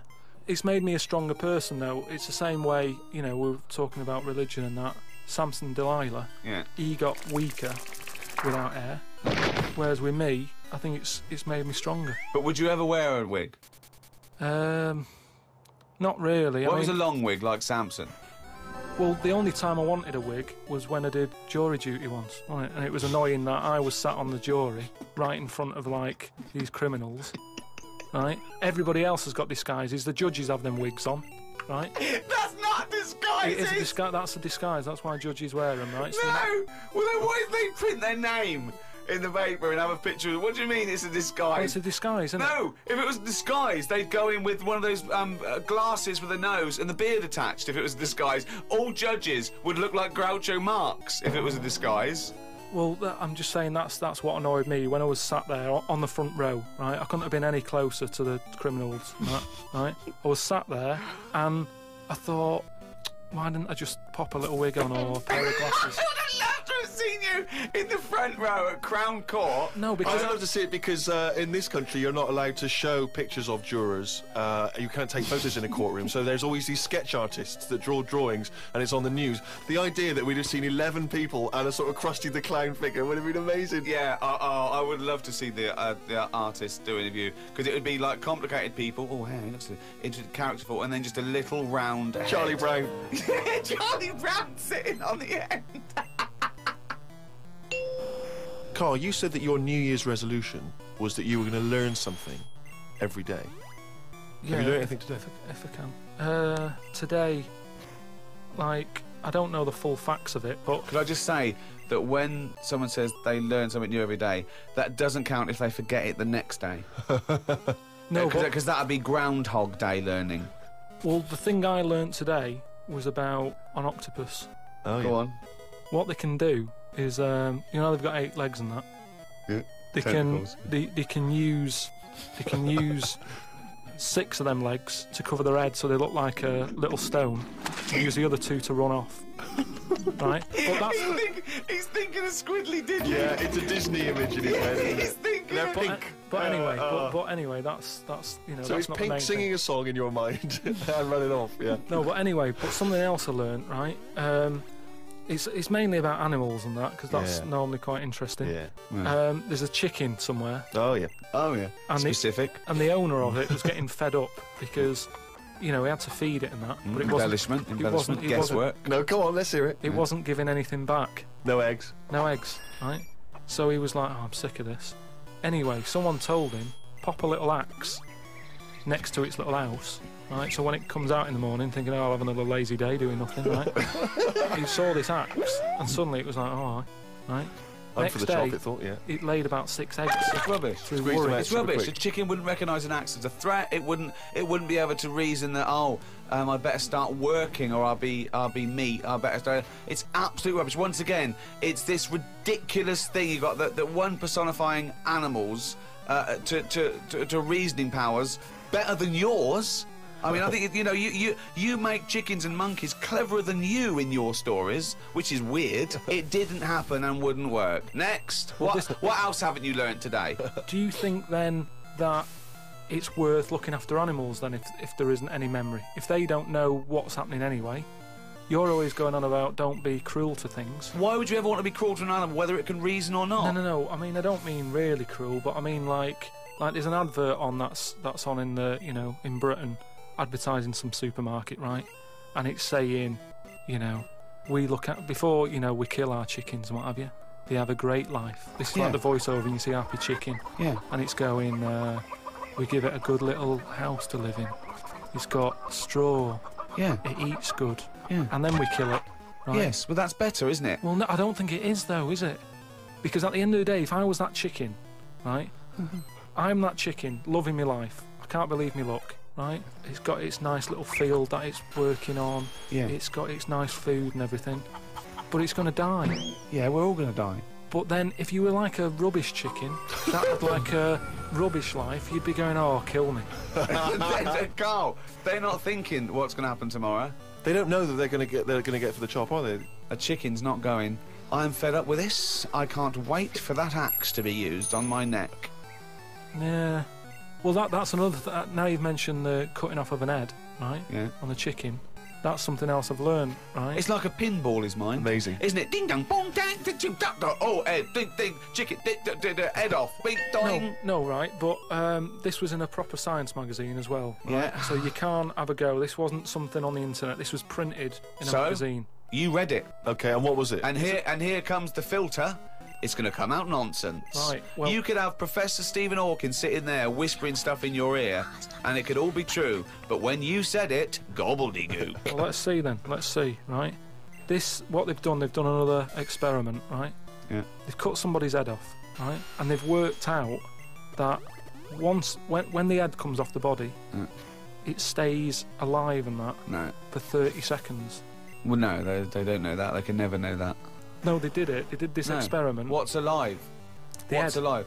But there's loads of issues here. One, no one's experimenting with human beings cutting their head off, Carl. Well, two, no. Sorry, you read this in what? Executioners Monthly? This Yeah, is in no, a two, proper... Carl. It's what your definition of alive is, because you can be alive and have no conscience. No, but this is where it gets weird, right? Yeah, I haven't told you that. this is where it gets weird. You talking about it? So the head's off, Yeah. right? And what they did was they chucked a load of questions at it. All sanctioned by the government. Yeah, this is all fine. So the head lands perfectly on the neck and goes, what do you want to know? And it said So they're asking questions, and it's going, do you know what? To be quite honest, I don't answer your question. I'm a little bit annoyed about the execution still. well, that was the interesting thing. They said it's about No, it's not. It didn't happen, Carl. me hear it. Oh, don't talk Let me shit. hear it. What are you talking about? Who these people around in white coats going, quick, ask it a question. It's bleeding. right. So they said for about 25 to 30 seconds. The last 5 seconds, it is sort of like can't be bothered answering them. Right, but prior to that, But apart from that, they were chucking stuff. I don't think it spoke. I don't think it was like 2 and 2 is 4 and stuff. It was more. It was to do with blinking. So blink once if you say yes, blink twice. So I told it, said, listen, when you die, you're probably not going to be able to talk because your jaw's going to be on the ground. You're not going to be able to open your mouth. If you do, you'll fall over backwards and hit your head. Now listen, blink 1 for yes and 2 for no. Yeah, all right, yeah, not too bad. Yeah, is the axe nice and sharp? Yeah. Promise? You're Do you talking promise? shit again. You promise to do it? Yes. All Yeah, right. well, yeah. The thing is, they wouldn't be able to do it with you, because if they cut your head off, it would just roll. It would roll away, because it's perfectly spherical. They would go, oh, no, there's Plus, no... it takes about 20 seconds whenever you ask Carl anything for the question to process and for him to start to formulate an answer. Carl, it's what we've all been waiting for. Oh, chimpanzee that monkey news. Right. Well, this one sent in from Sam in New York, right? And it's about a fire that happened, right? In a really, do you know, like in New York, they have loads of big buildings, don't they? Yeah. Right, really, really tall ones and stuff. Skyscrapers. Yeah. And there was a fire in one of them, right? So they did as expected. They called up, fire brigade and that. They turned up, right? Fire engine parked up. It's like, right, where's the fire? And they said, oh, it's on like floor 100 or whatever. And they said, oh no, we've brought the fire engine with the short ladders. Stupid mistake, but go on. Right. So anyway, they said, well, how are we going to get up there? Yeah. Yeah. We can't. But they've only brought the short ladders. No, we can't. Let's go home. Yeah. Okay, Forget that it. was monkey news. So they said, well, there's a lot of like grippage. Because they made up words. The firemen, the NYPD firemen. There's a lot of grippage. On the side of the building and stuff. So anyway, they said, why don't we just go and get a monkey, right? So they got a monkey. That's a bit of a jump. Is They that just- policy now in the New York Fire Department? Well, you know, you've got to think quick, haven't you? At the end of the day, if people are up there, you don't start querying if it works or not. You try everything that you can to help someone out, right? That's the first thing I thought of. Was it a monkey? So it was quicker for them to go and get a monkey than to go back and get the long ladders. Why don't they get Okay, fair enough. Why don't they get Spider-Man? Yeah, cool Spider-Man. Yeah, cool Spider-Man. So anyway, so they got a monkey down there, and they said, right, Where'd we, they get it from? We don't know, from the local zoo or something. Oh, like yeah, that. yeah. So they said, look, let's, we've got to remember there could be someone up there, Right. and it'll shock them a bit if a monkey comes in, right? Yeah. So they said, Yeah, I don't think they'd care. get it. If their building's on fire, they're not going to go, that's weird, there's a monkey at the window. They'll be screaming, save me! Oh, there's a monkey. Oh, where are you from then? So they said, right, we'll just get it a little small uniform and that, the smallest you've got. But, whoa, hold on though. Actually, where are you going to get that? I'm going back to the station. We'll get the long ladders while you're there. No time. No time. No, I bought the small uniform. I just didn't bring the long Yeah. ladders. You're an idiot. So anyway, it goes up there. It's got all the kit on and what. It's got its little ardor on and all that. It grabs. There was like a little person up there. Manages to grab that. Not give it a a midget. little. Who was up there then? It was just Someone that was just the right size for a monkey to be able to rescue, which is handy. Because if it had been anyone else, like a larger person or a family, we'd all be screwed. No, I don't know about the size of it, but it's just the story's saying how like it was quite a big monkey in that it was good at breaking down doors. Oh, yeah. It was good at climbing into small spaces and Oh, stuff yeah. like that. Anyway, it But managed so to. it's big enough to carry a fully grown man, but small enough to climb through a cat flap. Yeah, so Which is handy. So anyway, it managed to, Did get it have the boots person. on as well? It got the person and everything, and now it says it's sort of it's on call if they ever need it again. So. Sure, and if they ever get anywhere again and they've forgotten the long ladders, but there's plenty of grippage, they just call for Coco. So that's this week's monkey news. Bollocks.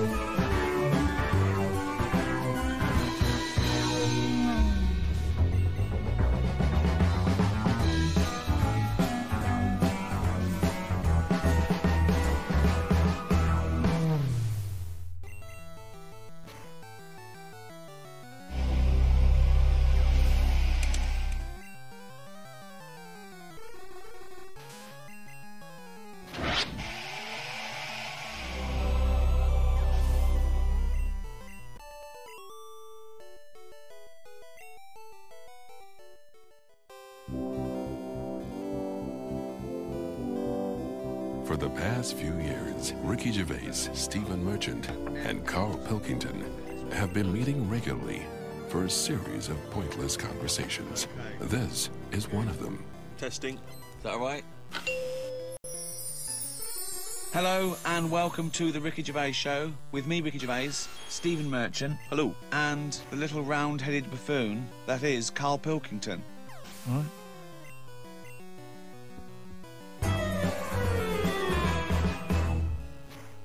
Carl, Joe from Bradford asks, what body parts can you live without?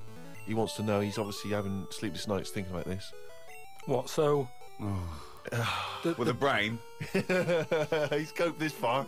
I did a bit of an experiment on this, right? Brilliant. It's my job at home to wash up, right? Suzanne does. She gives you all the really big responsible ones. Yeah. She sort of like pays the bills and wires the house. And you go, what can I do? And you can go, well, you can go and play with the worms in the garden. Yeah. So anyway, so it's my job to wash up and that, right? And I thought to sort of make it interesting and stuff. I thought, I wonder if I can do it, right? If I didn't have any thumbs. And so what did you do? So I just sort You of did sliced it. off your thumbs. I just sort of held them in, and it's amazing how like it took me ages, just having that one thing gone. Well, it's part of our evolution, the opposable thumb. Basically, that's when we sawed these are milestones in human evolution. The opposable thumb, the forward-facing eyes, the upright. These are massive things in taking us out of the animal kingdom. And one day, Carl, you'll walk upright. But what do you mean about eyes facing forward? You mean before we got here, there was people whose eyes were looking in their head? So, when you were doing this experiment, washing up, you say that you found it difficult, it took you ages. So you didn't just give up once you realised how essential thumbs were. No, you actually washed up everything. I just think of Suzanne walking in and Carl's there, just covered in water and very liquid suds, standing on a pile of broken crockery. Yeah, plunging his face into the sink every 30 seconds and just swishing his head around. But we talked about the washing up thing before, I don't know, and I sort of look out of a window, so the sink's in front of the window. Yeah. And that's why I quite like washing up, because I can just look out onto the street, see people going past. There's like a local homeless fella called Franco. You know, I look out, that he's all right and everything. Sure. But I was looking across the way, right, and there's some there's some Chinese people who live in a flat, right, really small flat, and they're up till all hours. I don't know what they're doing. But they decide to back up at about 3:30 in the morning. That. They're always really noisy and that. But above them, there was some woman, right, who the sort of bedroom is on par to our kitchen, right? Yeah. So I'm sort of washing up. Yeah. And I sort of look across and see this woman with like, you know, no pants on and that, no bra and that. Naked. Yeah, just That's the word you're looking for. yeah, she's just wandering about without on that. So I was like, oh, what's going on here? So I carried on washing up and that, right? And kept looking, and then I was looking and she looked at me. Right, so we made eye contact. Sure. So I was like, oh God, right? So what I thought the best thing to do was sort of drop me pants a little bit. just a little bit, just like, you know, I had boxer shorts on and that. I thought if I just show a little bit of sort of arse cheek, then it's kind of like, right, we quits. Right? I don't understand the thinking. So Suzanne's watching the telly, right? I think she was watching Sex and the City or something. Yeah. She sort of turns around to see how I'm getting on with the washing up, right? She sees me with like my pants sort of down a little bit with my arse out. She said, what are you doing? I said, don't look now. I said, but there's a woman over the road, right, with no pants on and that. She caught me looking. I'm just giving her a bit back. I love the fact that he explains the rules and Suzanne's meant to go, okay. That makes sense. But I don't. So hang on. So you showed a bit of your arse. You turned presumably to show the arse, or waggled the arse out the woman. I had to lift it up a little bit on the sort of on the draining board. What? Hang on though. What did she do? Did you register her reaction when she saw a bit of your arse? What happened? When she saw my arse, yeah. Well, then I wasn't looking because I thought, in a way, I don't want it to look like, well, I've seen a bit of your stuff, here's a bit of mine. I just thought, at the end of the day, I caught a glance of you. It's only fair. You've had a bit back. You know, I'm not making a big deal out of it. I genuinely think James Stewart missed a trick here in Rear Window. Yeah. This would have been, you know, a much better film had James Stewart just popped his pants down. It would have given a whole new meaning to the title Rear Window. Yeah, exactly. It's tricky though. I seem to be surrounded by people like that. Remember that film, that Sliver or something? Okay, right. When they've got video cameras. Yeah. I'm just looking onto everybody's world and just seeing what people are getting up to. There's nothing wrong with that. Brilliant. That's why I like washing up.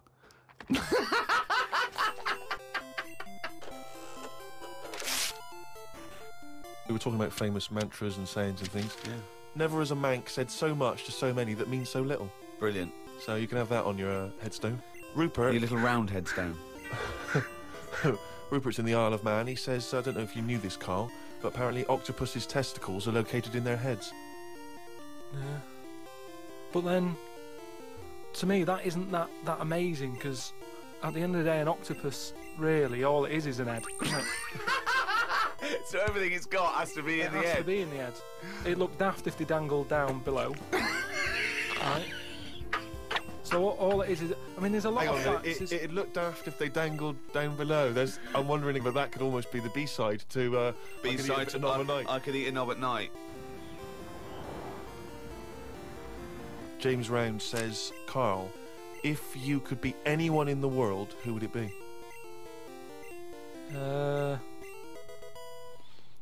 Dead or alive? Why would you choose to be a dead person?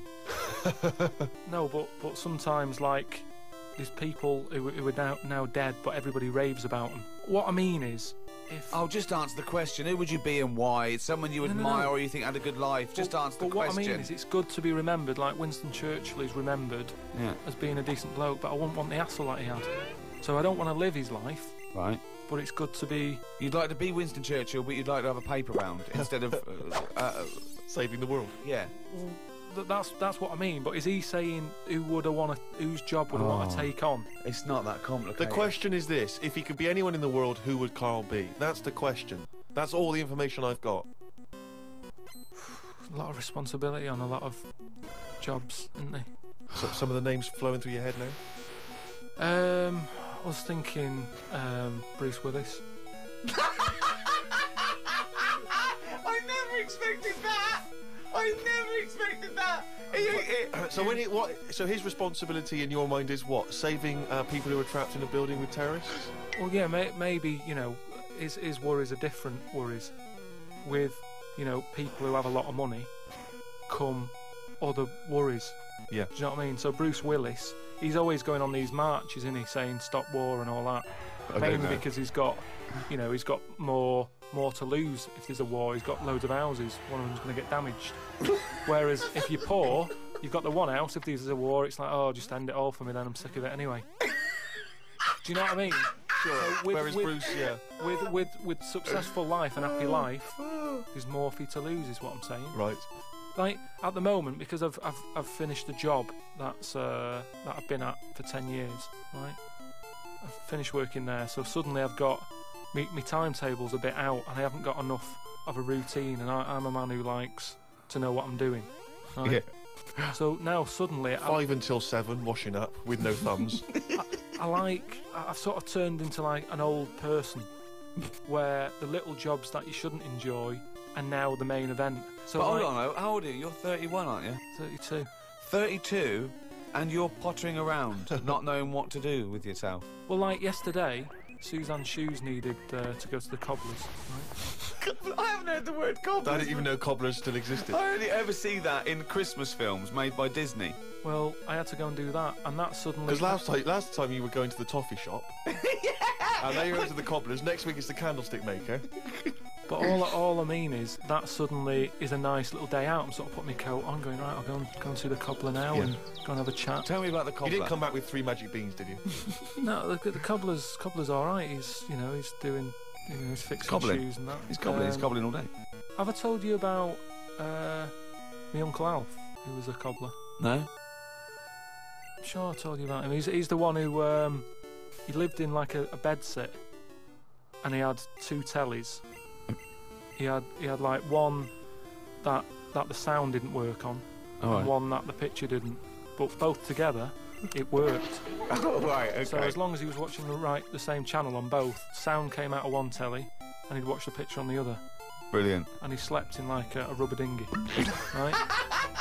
But he was... Whoa! You can't just let that slide. Why did you sleep in a rubber dinghy?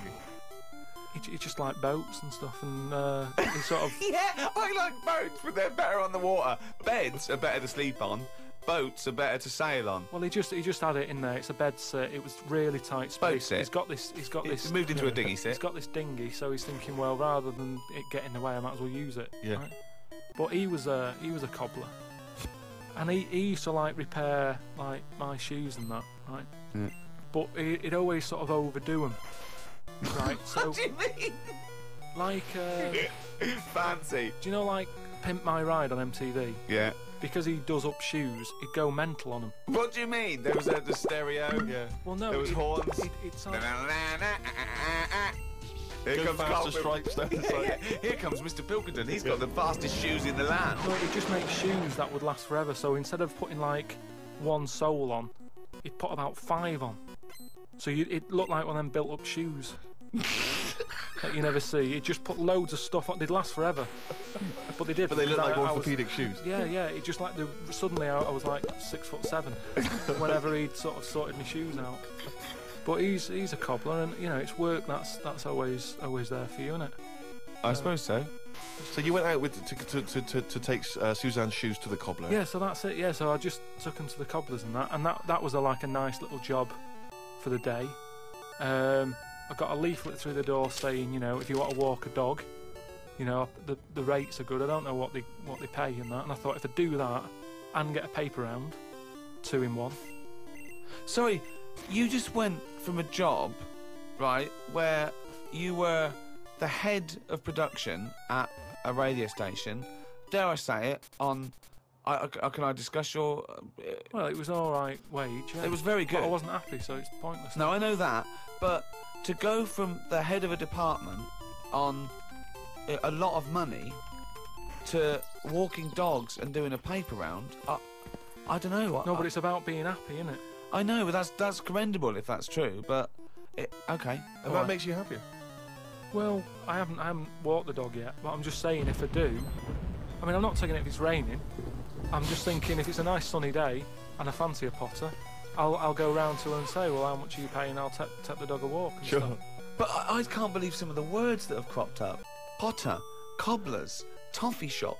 It's very, very strange. Do you live in Narnia? A lot of people are sort of emailing in sort of brainy stuff. Brilliant. And getting a lot of stuff about philosophy. Oh, yeah. And all that. Descartes, that's another one that's mentioned on an email. Descartes, yeah. the French philosopher. Yeah. What's your question? Well, he sort of cropped up on an email. Someone said, what do you think of him? And I was like, oh, I don't know.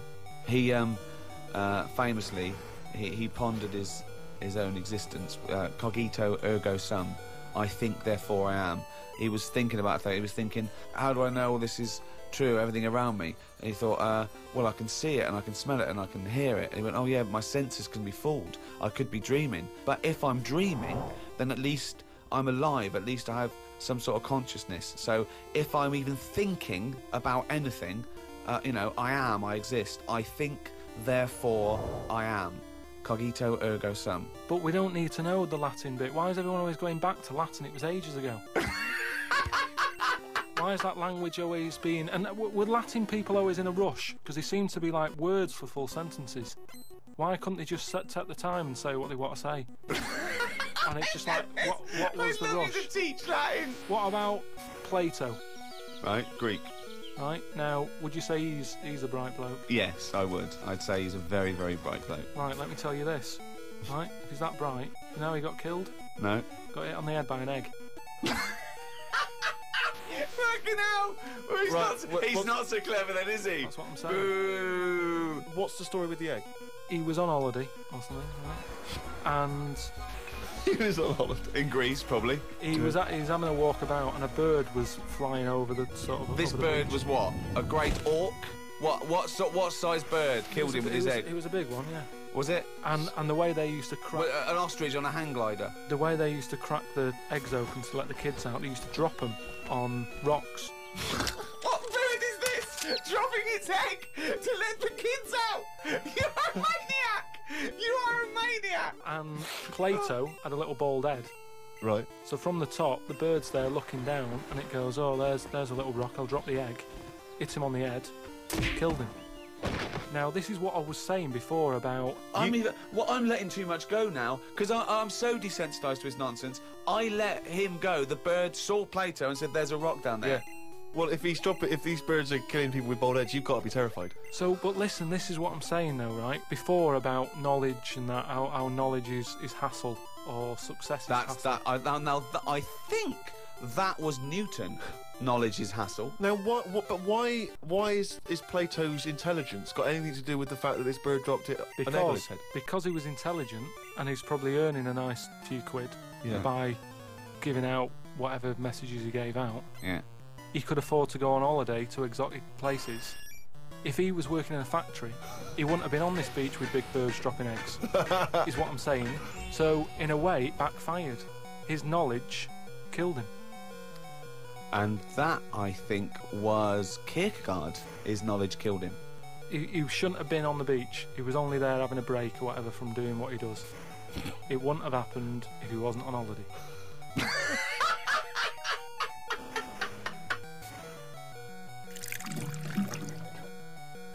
This is an email we've had saying, Carl, what do you take by the well-known saying, "A stitch in time saves 9"? Oh, a stitch in time saves 9.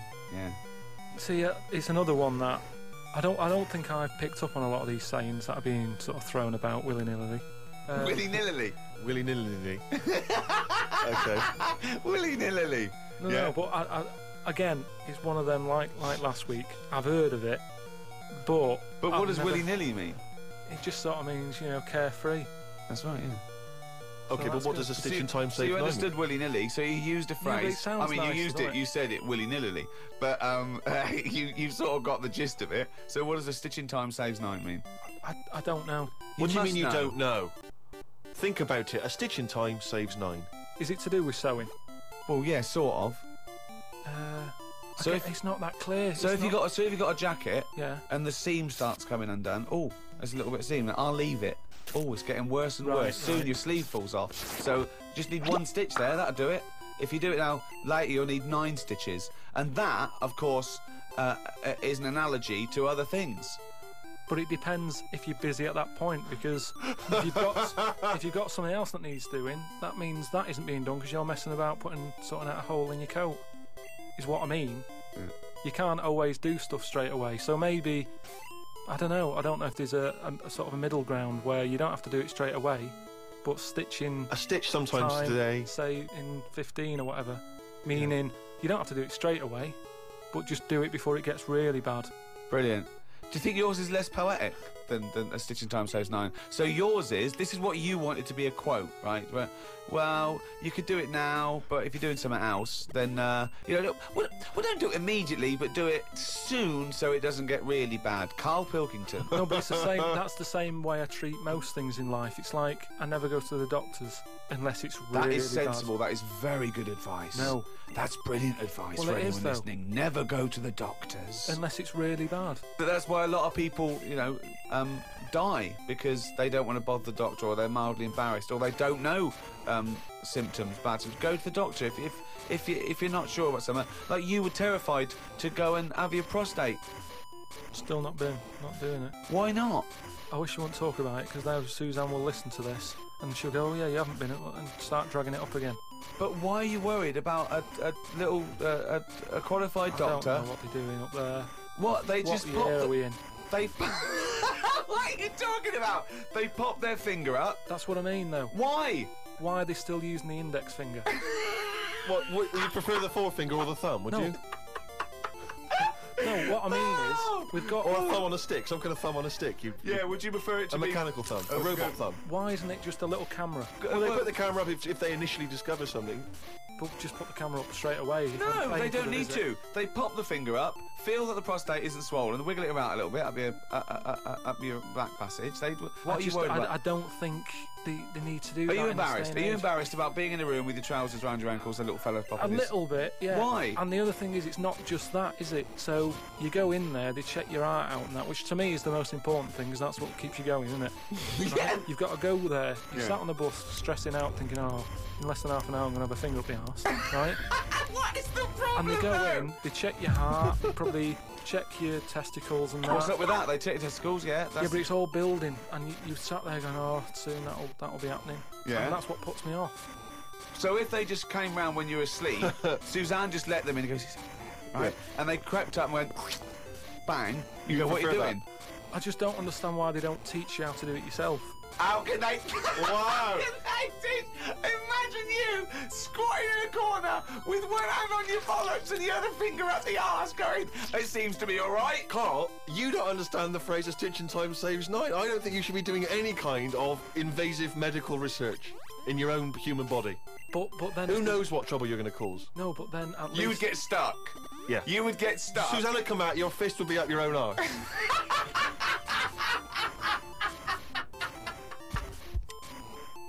Okay, I think it's probably time. Let me just check my watch.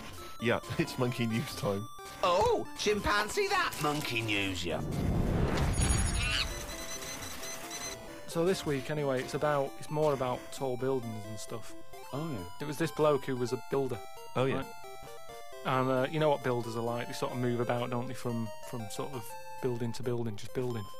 Well, yeah. Well, once they built it, the building's done, and they move on to build some more. Building to building, just Where? building. Yeah. So he goes to his next job and that, right? Who does the builder? The builder. Yep. He goes to like the The boss, new building. the boss of this building, who's building it. Right. Okay. Yeah. And he says what unto him? Do you need anything building? Okay. Right. Yeah. So anyway, so he says, yeah, there's plenty of work and that going about. Yep. He said, we're working on this one here. He said, get going on it, like, there's your bricks and your cement and stuff, get on with it. Yeah. So Any plans? this, Just build. Just start building. Yeah. Go up. they're getting on with it and stuff, it's all going well. Yeah. But he notices that there's someone working high up, right, on the Okay. top bit. So anyway, he's saying to like the other workers, he's going, who's that up there? Who's that up there? Who's working on his own? The little fella, was he? And, The little hairy fella up there. Who's the little hairy fella up there with the hard hat? and the other fellas were going, look, don't ask questions, the boss decides who he takes on. We're happy to be getting paid here. Don't ask questions. Well, I'll see him when he comes down. So he said, well, it's pretty impressive, the work rate he's doing, the way he's getting from one girder to the other. He doesn't Swinging, seem, is he? He doesn't seem to be scared of the heights or anything. He said, no, just let him get on with it, we work well as a team. So anyway, What nonsense is So- this? so- He believes all this. Yep. so he sees the boss and he goes, that fella up there, who's the fella up there? He's pretty good. And he's like, look, just get on with the job, I'll pay you, let's just all get on with our jobs. Like. Lunchtime comes, they're all sat on a little wall on the sandwiches, he's thinking he'll come down in a bit. He's just carrying on, Is he just still going? still going and that, right? So the fella says to the boss man, he says, isn't that fella up there going to come down and join us for lunch? He said, like I said, mate, don't worry about him, right? He He's said, very secretive. I'm suspicious about this fella. I don't know. Yeah, why- I don't know I what don't know why he's working through his lunch. I don't know why he's not scared of heights. I don't know why he's swinging from girder to girder. It's weird. Go on. So he said, oh, anyway, you've reminded me that he's up there. He said he's doing a lot of riveting and stuff up there. He probably needs some more nuts to... Right, sure. And what kind of nuts is that? Is that nuts to food or? So he said, what, nuts? He said, yeah, just there's a bag full of them there. Just put them on the hook, send them up, and he can get on with his job. So anyway, he picks these nuts up. Nuts, right? yep. Just hooks them on. He thinks they're not that heavy, No. considering, they're normally pretty heavy, aren't they? Like nuts Big and bag of bolts and nuts, stuff. yeah. So anyway, he has a little glance in. Oh, no, what's in there? Nuts. What, you mean nuts that you can eat? Nuts that you can eat, Ah. right? So they send the bag up and he's thinking, what's all that about? He checks him out, starts to stare, works it out. You can see that he's a little chimp running about, so he goes, I'm not happy with this. Why So- isn't he? Because he's working for an organisation that's, there's unions for this sort of stuff, isn't there? Yeah, he's not going, that's amazing. They've got a chimp riveting this building together. Yeah. That's not scary. He's wondering if they're breaking union rules. So he goes... You don't have to talk. So he goes and has a word with He the goes boss. to the boss and he goes, look, I've worked out what you're playing at here. Yeah. He said, oh, them Is out the there. boss sitting in a tyre? So he goes, look, we're just all trying to earn a living here. He said, don't get involved in it. I'm happy to pay you, but I'm paying him. Don't interfere. He's paying him. And he's saying, look, I'm just not happy with this. It's not allowed. So the boss was saying, well, We to be pay honest, peanuts. We get monkeys. he said, to be honest, mate, he's a great worker. He's known for doing what he does. He's a good grafter. If one of you's going to go, right, I'm afraid I'll have to let you go because Blimey. he's been here longer than that. Yeah. He was made redundant. None of because that the monkey- happened. He was laid off. None of that happened. He's laid off from that. And that's No. where that saying about, like there's a lot of tower blocks and that in America. It's like the chimp off the old block is where... So that's monkey news.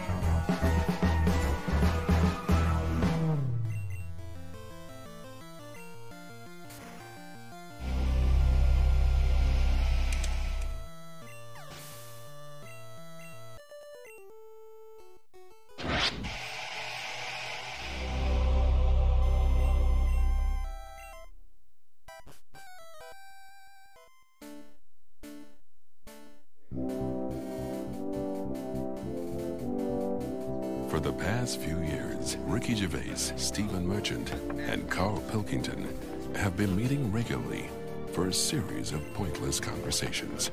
This is one of them. Testing. Is that all right? Hello and welcome to the Ricky Gervais Show with me, Ricky Gervais, Stephen Merchant. Hello. And the little round-headed buffoon that is Carl Pilkington. All right.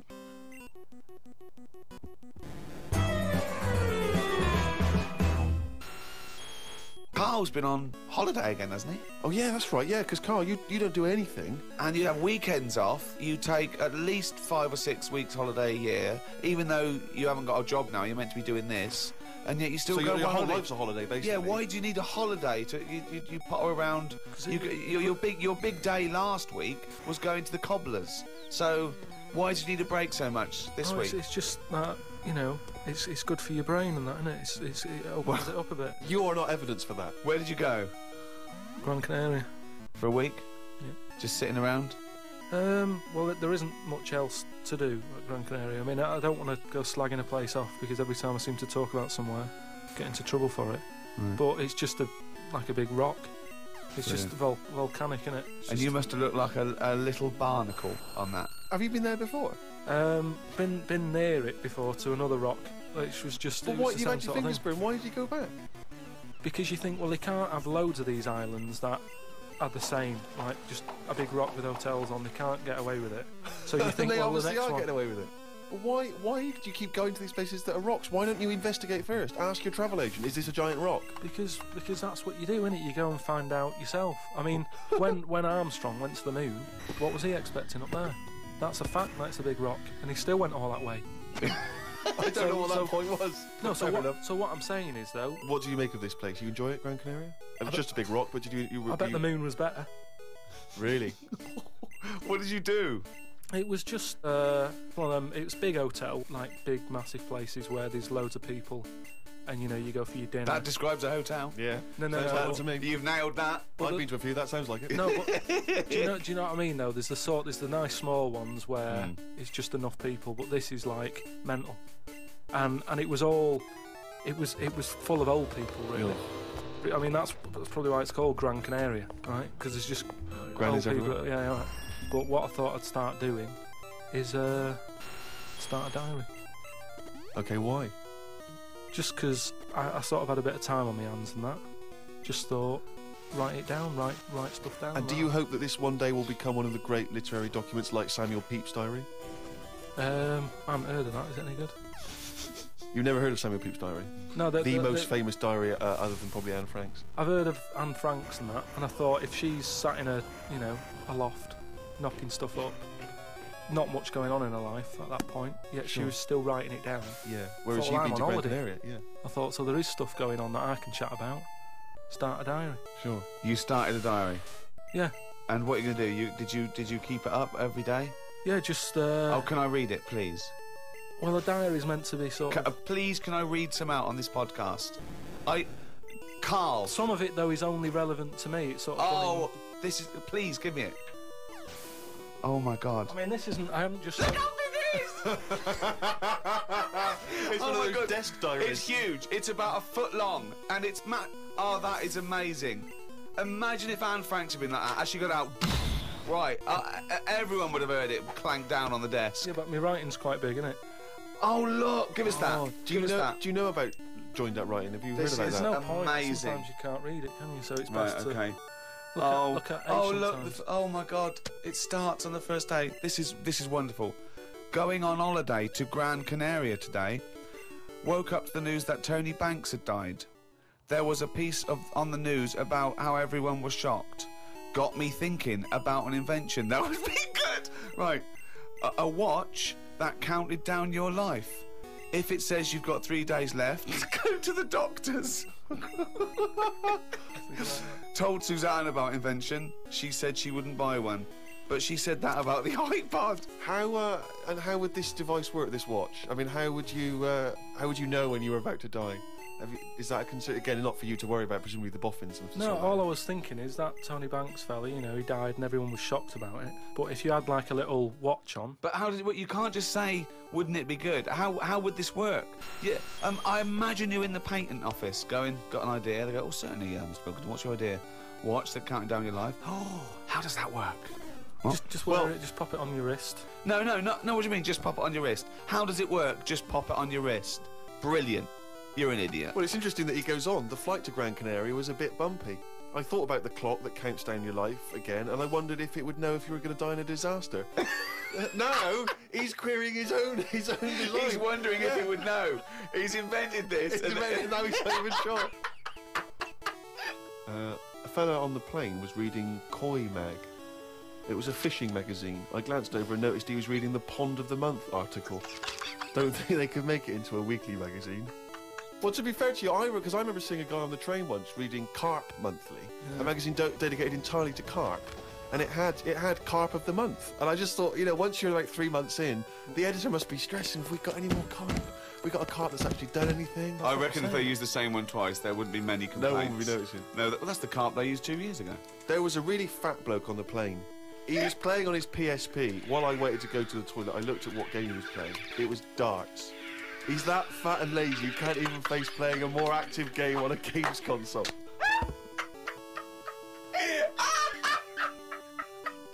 Me and Suzanne got off the coach along with a couple of old people. One of them was in a wheelchair. I don't think it was wise of them to come to a volcanic island with a wheelchair. Everywhere's pretty rough paving and slopey. Guess I'll keep an eye on it as the weeks go on. Day 2 in Gran Canaria. Brilliant. We're only at day 2. The hotel's a bit odd. I've never seen as many cross-eyed people in one location. That's enough, isn't it? That's amazing. Well, you may as well let me read on a bit more. No, this is amazing. Well, look, come back to This it is a later brilliant diary. This might be the best diary ever written. Oh. While sat listening to the Kinks on my iPod, I wondered if everybody thinks in their accent. I know I do. What's this? What are you talking about?